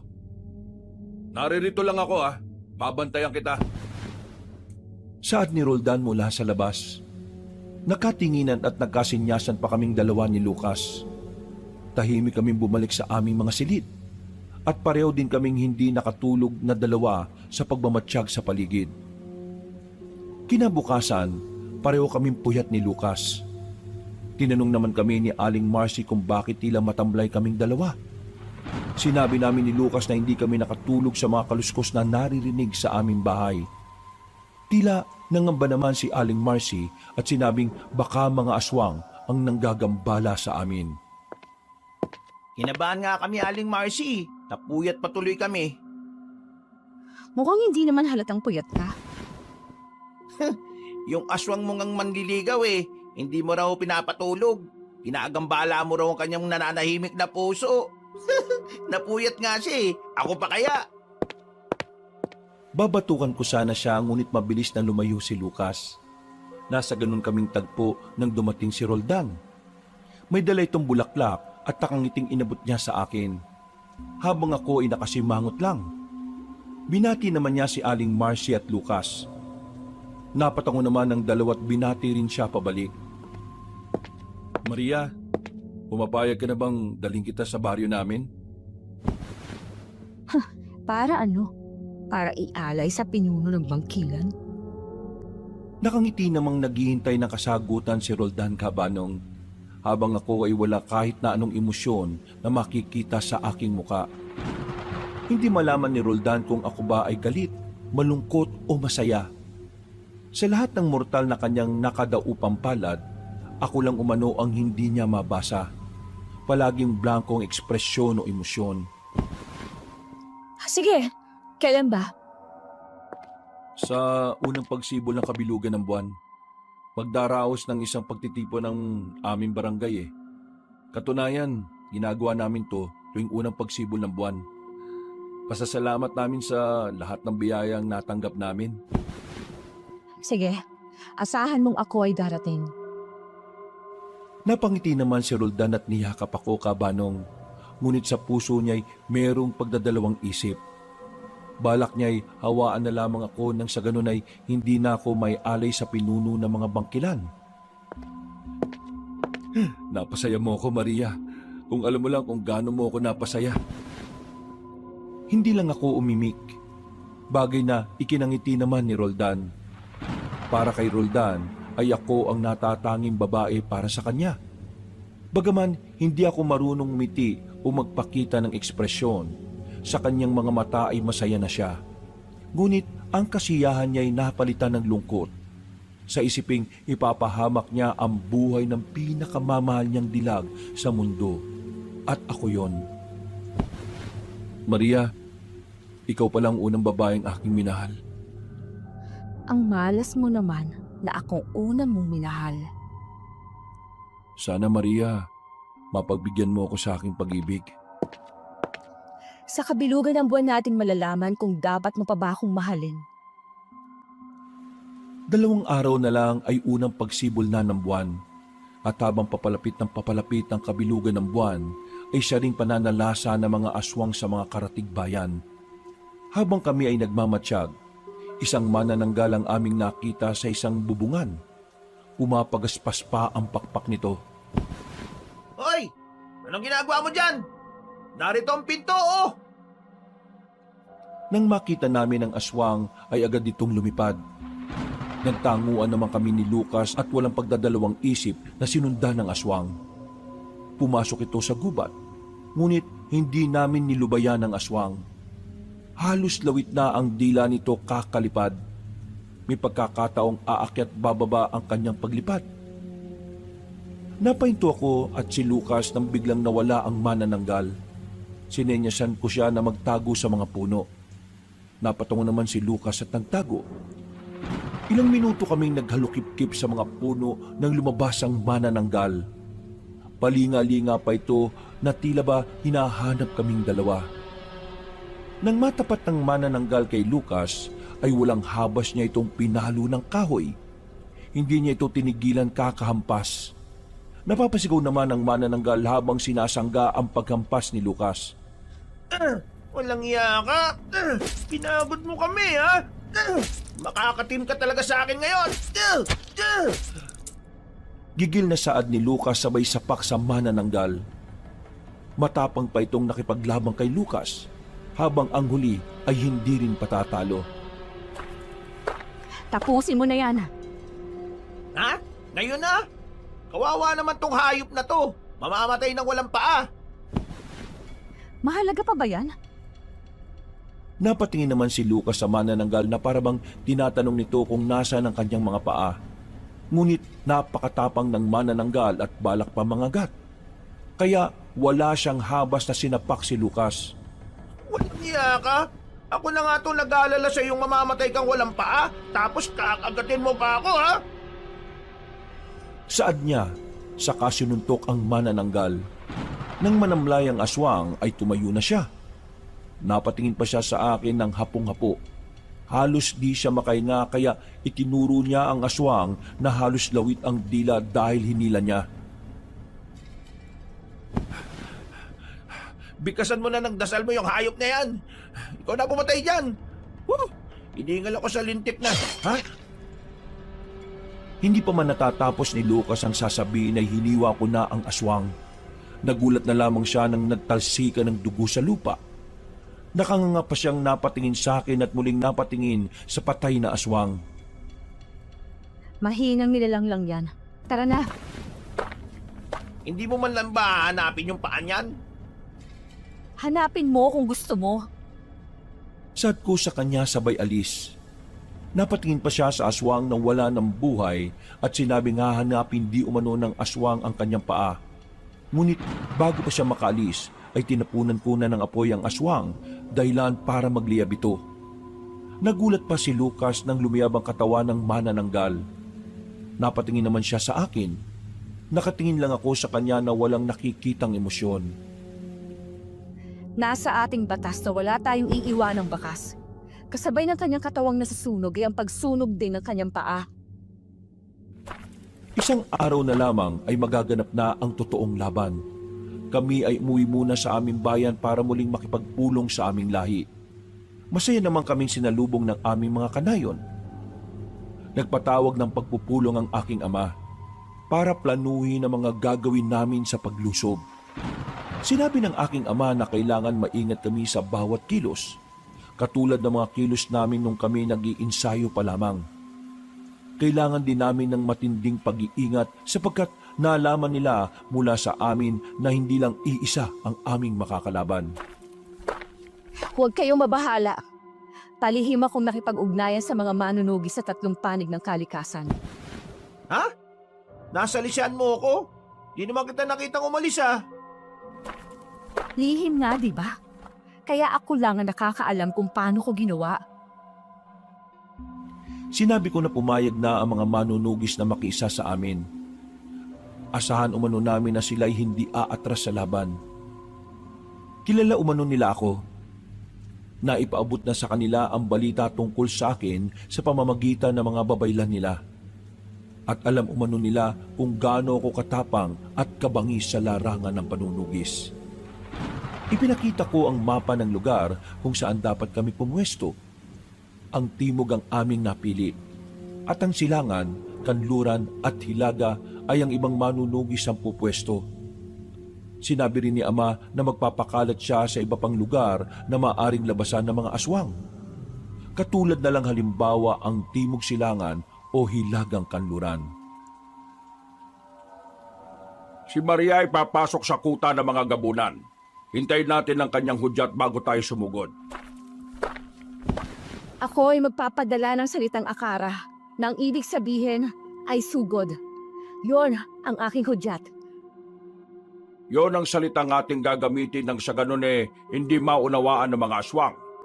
Hindi tayo maaaring gumamit ng Latin dahil mauunawaan niya ng mga aswang at ang mga babaylan nang siyang mananalangin dito sa ating baryo para sa ating tagumpay. Huwag kayong matakot. Ang inyong mga kwintas at anting-anting ay mayroon ng mga dasal para kayo ay protektahan bukas. Huwag ninyo itong ihihiwalay sa inyong mga katawan. Matapos ang pagpupulong ay nagsihanda na kami. Si Lucas ang naatasan ko na magdala ng aking baston at maskara, habang ako naman ay inayos ang aking sarili para maging kaaya-aya sa paningin ng mga aswang. Nasa ganun akong tagpo nang pumasok ang aking ina. Nakangiti itong nakatingin sa akin. Samantalang ako'y walang kahit na anong emosyon na makikita sa buo kong sistema. Tunay ngang ikaw ay napakaganda, anak. Ngunit may kulang sa parte ng iyong mukha para ikaw ay mas gumanda pa. Nangunot naman ang mukha ko sa sinabi ng aking ina. Natawa naman si ina at napabuntong hininga habang hawak ang mukha ko. Nawala na ang ngiti sa iyong mga labi, sa iyong mga mata. Ang ngiti ang pinakamagandang bahagi ng ating mukha, anak. Ng ating pagkatao at ng ating kaluluwa. Hindi lang ako umiimik. Hindi ko rin alam kung bakit hindi ako marunong ngumiti. Simula nung ako'y makapatay ng batang aswang na may hawak na sanggol ay nawalan na ako ng ganang ngumiti. Ang tanging hangarin ko na lamang ay makapatay ako ng mga aswang. Tila ba hinahanap-hanap na rin ang aking katawan ng labanan. Napatayo ang aking ina at hinawakan ako sa balikat, Kabanong. Napatingin ako sa salamin kung saan makikita ko sa aking likuran ng refleksyon ng aking ina na nakangiti sa akin. Anak, mapanganib ang gagawin mong pagpasok sa kuta ng mga gabunan. Ako'y nag-aalala para sa iyo, ngunit ako'y nagtitiwala rin, anak. Nagtitiwala ako sa iyong tapang at galing. Hari naway sumaiyo ang Diyos sa iyong misyon. Huwag dawa niyang pabayaan ang ating lahi. Ikaw at ang iyong ama. Huwag kayo mabahala, ina. Hindi tayo pababayaan ng Diyos. Napangiti si ina at niyakap niya ako mula sa likod. Hinawakan ko naman ang kamay ng ina ko na nakayakap sa akin. At tahimik ko lang na pinagmamasdan ng refleksyon niya sa salamin. Muling napangiti si ina at bahagyang hinagod ang balikat ko bago lumabas. Naiwan akong mag-isa sa aking silid na nanatiling nakaupo at pinagmamasdan ng aking muka. Kinabukasan ay nasa bayan na kami kung saan kami namamalagi ni Lucas.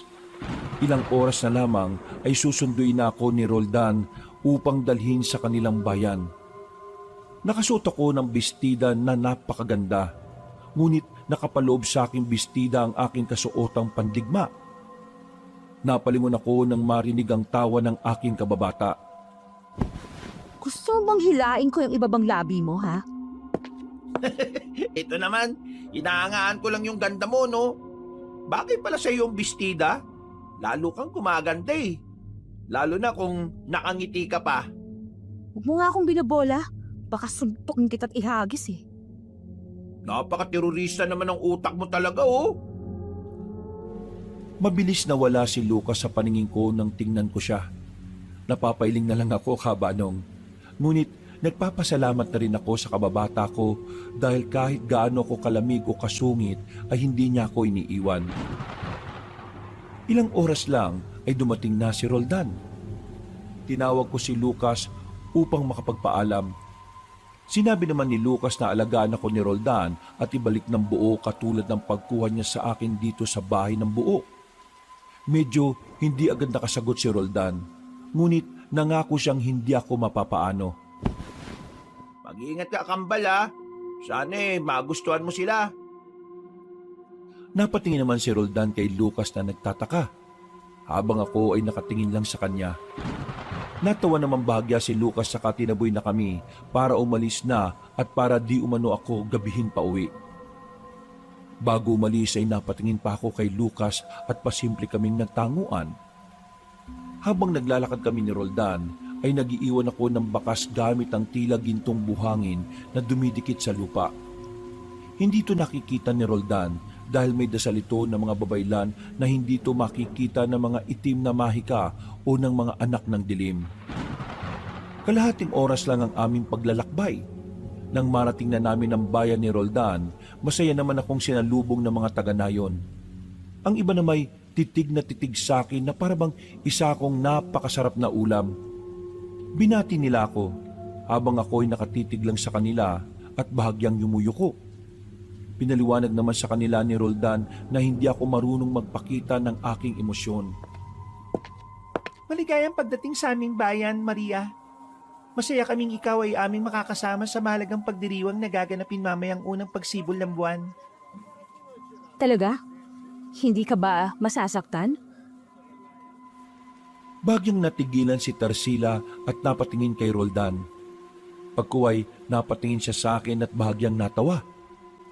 Makikita sa kanyang mga mata ang sakit na nararamdaman ng kanyang puso. Kahit pa siya ay nakangiti. Naunawaan ko ang nararamdaman ni Tarsila.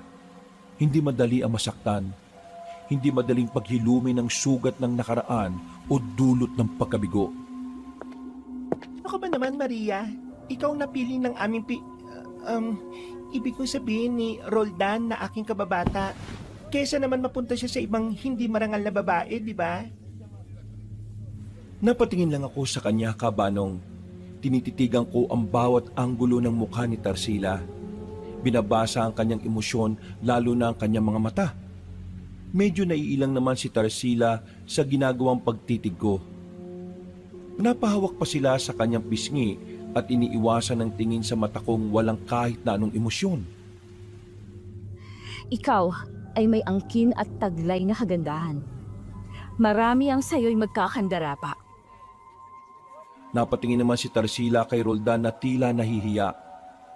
Habang ang binata ay tila walang pakialam sa kanyang mga naririnig. Pagmasdan na ninyo ang isa't isa dahil maaaring ito na ang huli ninyong pagkikita at pag-uusap. Napatingin naman si Roldan at ang kanyang nasasakupan sa akin. Mababakas ang kanilang pagtataka, ngunit ako ay nanatili lang na nakatingin sa kanila. Selosa akong tao at may batas akong kapag akin ay akin. Kumbaga, aking pinangangalagaan at iniingatan ng aking teritoryo at pag-aari na hindi maaagaw ng iba. Natawa naman si Roldan at sinabing pinakabako umano siya. Nagtanong naman ako kung ano ba ang kanilang iniisip sa aking sinabi upang kabahan sila ng ganon. Sinagot naman ako ni Roldan na huwag na lamang yung pansinin at kami magtungo na sa bulwagan ng kanilang baryo kung saan gaganapin ang kanilang pagtitipon. Sumapit na ang takip silim at ilang minuto na lang ay magsisimula na ang sinasabi nilang selebrasyon ng pasasalamat. At habang padilim ng padilim, ay siya ring pabago ng pabago ang kilos ng mga taga-baryo. Nakatingin lang ako sa mga bisitang dumarating. Lahat sila'y napapasinghap sa hangin na akala mo'y may naaamoy silang napakasarap. Lahat ng klase ng aswang na kayang panatilihin ang kanilang anyong tao ay naroroon. Sila ang mga aswang na magpapalit anyo lamang kung ilalabas nila ang kanilang mga tunay na anyo. Nakita ko ang grupo ng mga naggagandahang mga kababaihan na sinalubong naman ni Tarsila. Marahil ito na ang mga bangkilan. Napatingin pa sila sa akin at sabay na napasinghap sa hangin. Lumapit ang pinuno kay Roldan at pinakilala naman niya ako sa babae. Napangiti ang pinuno ng bangkilan at tinanong si Roldan kung siya ba umano. Alanganin pang napatango si Roldan. Maririnig ang tawa ng pinuno ng bangkilan sabay hawak sa kamay ko at bahagya itong inamoy. Sige, amuyin mo. Langhapin mo lahat ng ritual sa kamay ko. Napapikit pa ang pinuno ng bangkilan habang inaamoy niya ako. Pagkunway, sinabi niyang napakabango ko umano. Tila isang aroma na nakakabighani at nakakatakam. Agad naman binago ni Roldan ang usapan. Nag-usap pa sila ng Latin na akala nila hindi ko mauunawaan. Sinabi ni Roldan sa pinuno ng mga bangkilan na huwag masyadong magpapahalata na sinagot naman ng pinuno ng bangkilan na mamamatay na rin naman ako. Maya-maya'y dumating si Tarsila dala ang inumin. Isa umano yung espesyal na inumin na ang inapa ni Roldan ang may gawa. Pasimpleng nangunot ang noo ko, ngunit tinanggap ko pa rin ang inumin. Para sa ating panauhin, ating itaas ang ating baso. Ito'y tanda ng ating pasasalamat at pagpupugay ng isang dalagang nagpapatibok ng puso ko. Siya si Maria, ang inyong magiging pinuno, sapagkat siya'y iniibig ng inyong pinuno. Nagsigawan naman ang mga taga-baryo at itinaas ang kanilang mga baso't sabay-sabay na ininom ang alak. Napatingin naman sila sa akin. Ininom ko ang alak na ikinasigaw ng mga aswang. Pagkuway, nabitiwan ko ang baso't nawalan ako ng malay. Iminulat ko bahagya ang aking mga mata at nakita ko ang mga aswang na nagdiriwang. Nagsasayawan ang mga ito sa ilalim ng sinag ng buwan. Nakakatakot ang kanilang mga mukha. Tanging si Roldan at ang pinuno ng mga bangkilan ang hindi nagbabago ang itsura. Nasa ganun akong tagpo nang may tao sa likod ko. Hindi ako kumilos nang sabihin niyang aalisin niya ang pagkakatali ng lubid sa aking mga kamay at paa. Ngunit wag lamang siyang magpapalata sa pinuno ng mga gabunan. Nang maalis na ang nasa kamay ko, ay natigilan siya at nagtago sa ilalim ng bato. Dahil lumarap si Roldan at ang pinuno ng bangkilan. Umakyat bahagya si Roldan upang maging kapantay ko. Hinawakan niya ang pisngi ko at sinabing, "Mahal na mahal kita, Maria. Ngunit meron akong sinumpaang tungkulin at katapatan sa aking lahi. Meron akong isang salita na hindi ko maaaring baliin." Yon ay isang uri ng kaduwagan. Saad ko sa mababang tono ng aking boses na kinagulat ni Roldan. Bagya pa siyang napatras nang tingnan ko siya. Makikita sa mga mata ko ang tila nagliliyab na apoy. Makikita ang galit at ang pagiging mabangis. Tapusin na natin ang palabas. Tapusin na natin ang gabi ito.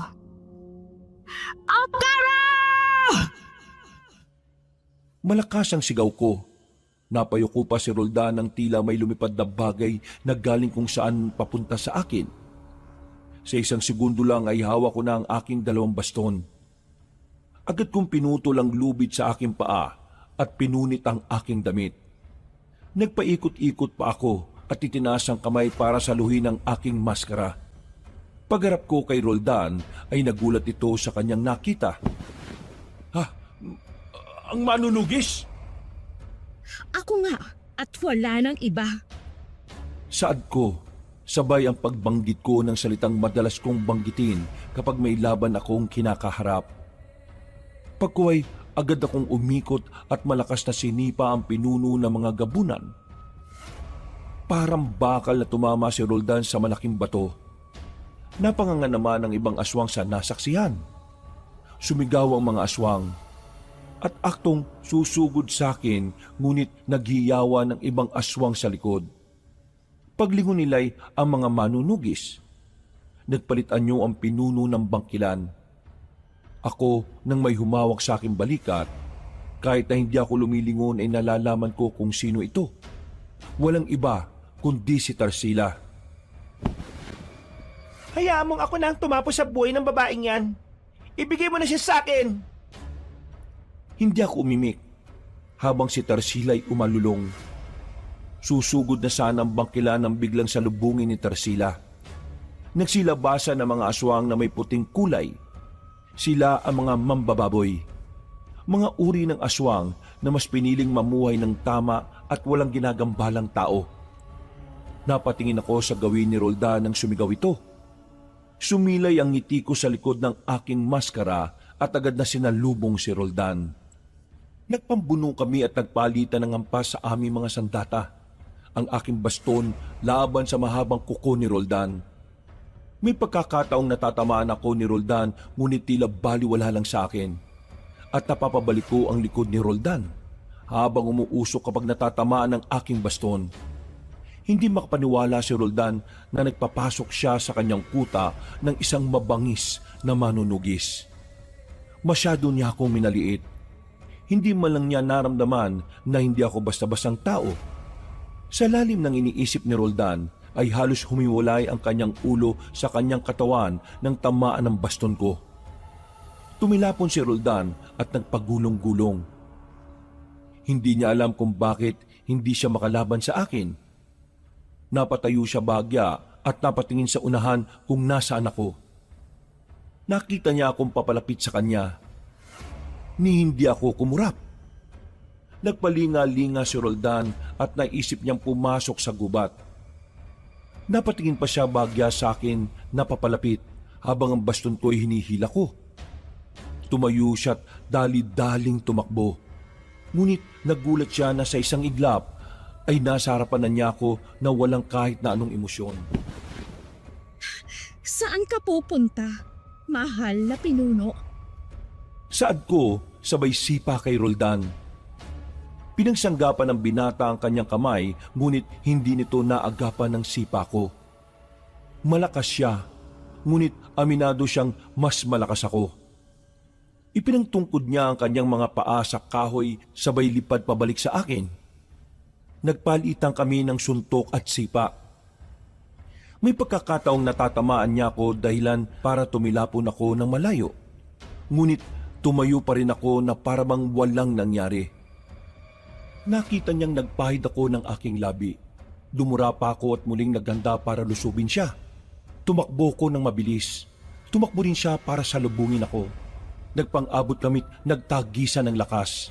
Umiilaw pa ang baston ko sa tuwing natatamaan ng kuko ni Roldan. Sinipa niya ako ng malakas. Tumilapon ako ngunit agad ding nakapreno gamit ang aking baston at paa. Nagngingit-ngit sa galit si Roldan dahil tila ba hindi niya ako matablan. Sa isip niya'y babae lang naman ako ngunit napakatigas at napakahirap kalaban. Sa galit ni Roldan ay sinugod niya ako gamit ang kanyang kuko. Nang makalapit siya sa akin ay agad na sinangga ng aking ama ang atake niya. Nanlaki naman ang kanyang mga mata dahil ang lalaking kaharap ay ang pumatay sa kanyang mga magulang. Napatingin siya sa akin. Naalala niyang ako rin ang pumatay sa kanyang nakababatang kapatid. Ikaw? Ikaw yung batang pumatay sa akin nakababatang kapatid? Ama mo ang pumatay sa aking mga magulang? Magbabayad kayong dalawa! Ikaw ang mababayad! Dahil pinatay mo rin ang aking matalik na kaibigan! Ikaw ang dahilan kung bakit naglaho ang ngiti sa aking mga labi! Dapat lang rin mamatay ang kapatid mong magnanakaw ng sanggol para gawing aponan! Nagulat si Roldan nang makitang umiiyak ako. Ang babaeng pinakamamahal niya. Maging si ama ay nagulat din sa pag-iyak ko. Mararamdaman sa aking pag-iyak ang sakit na sinapit ng aking kaibigan.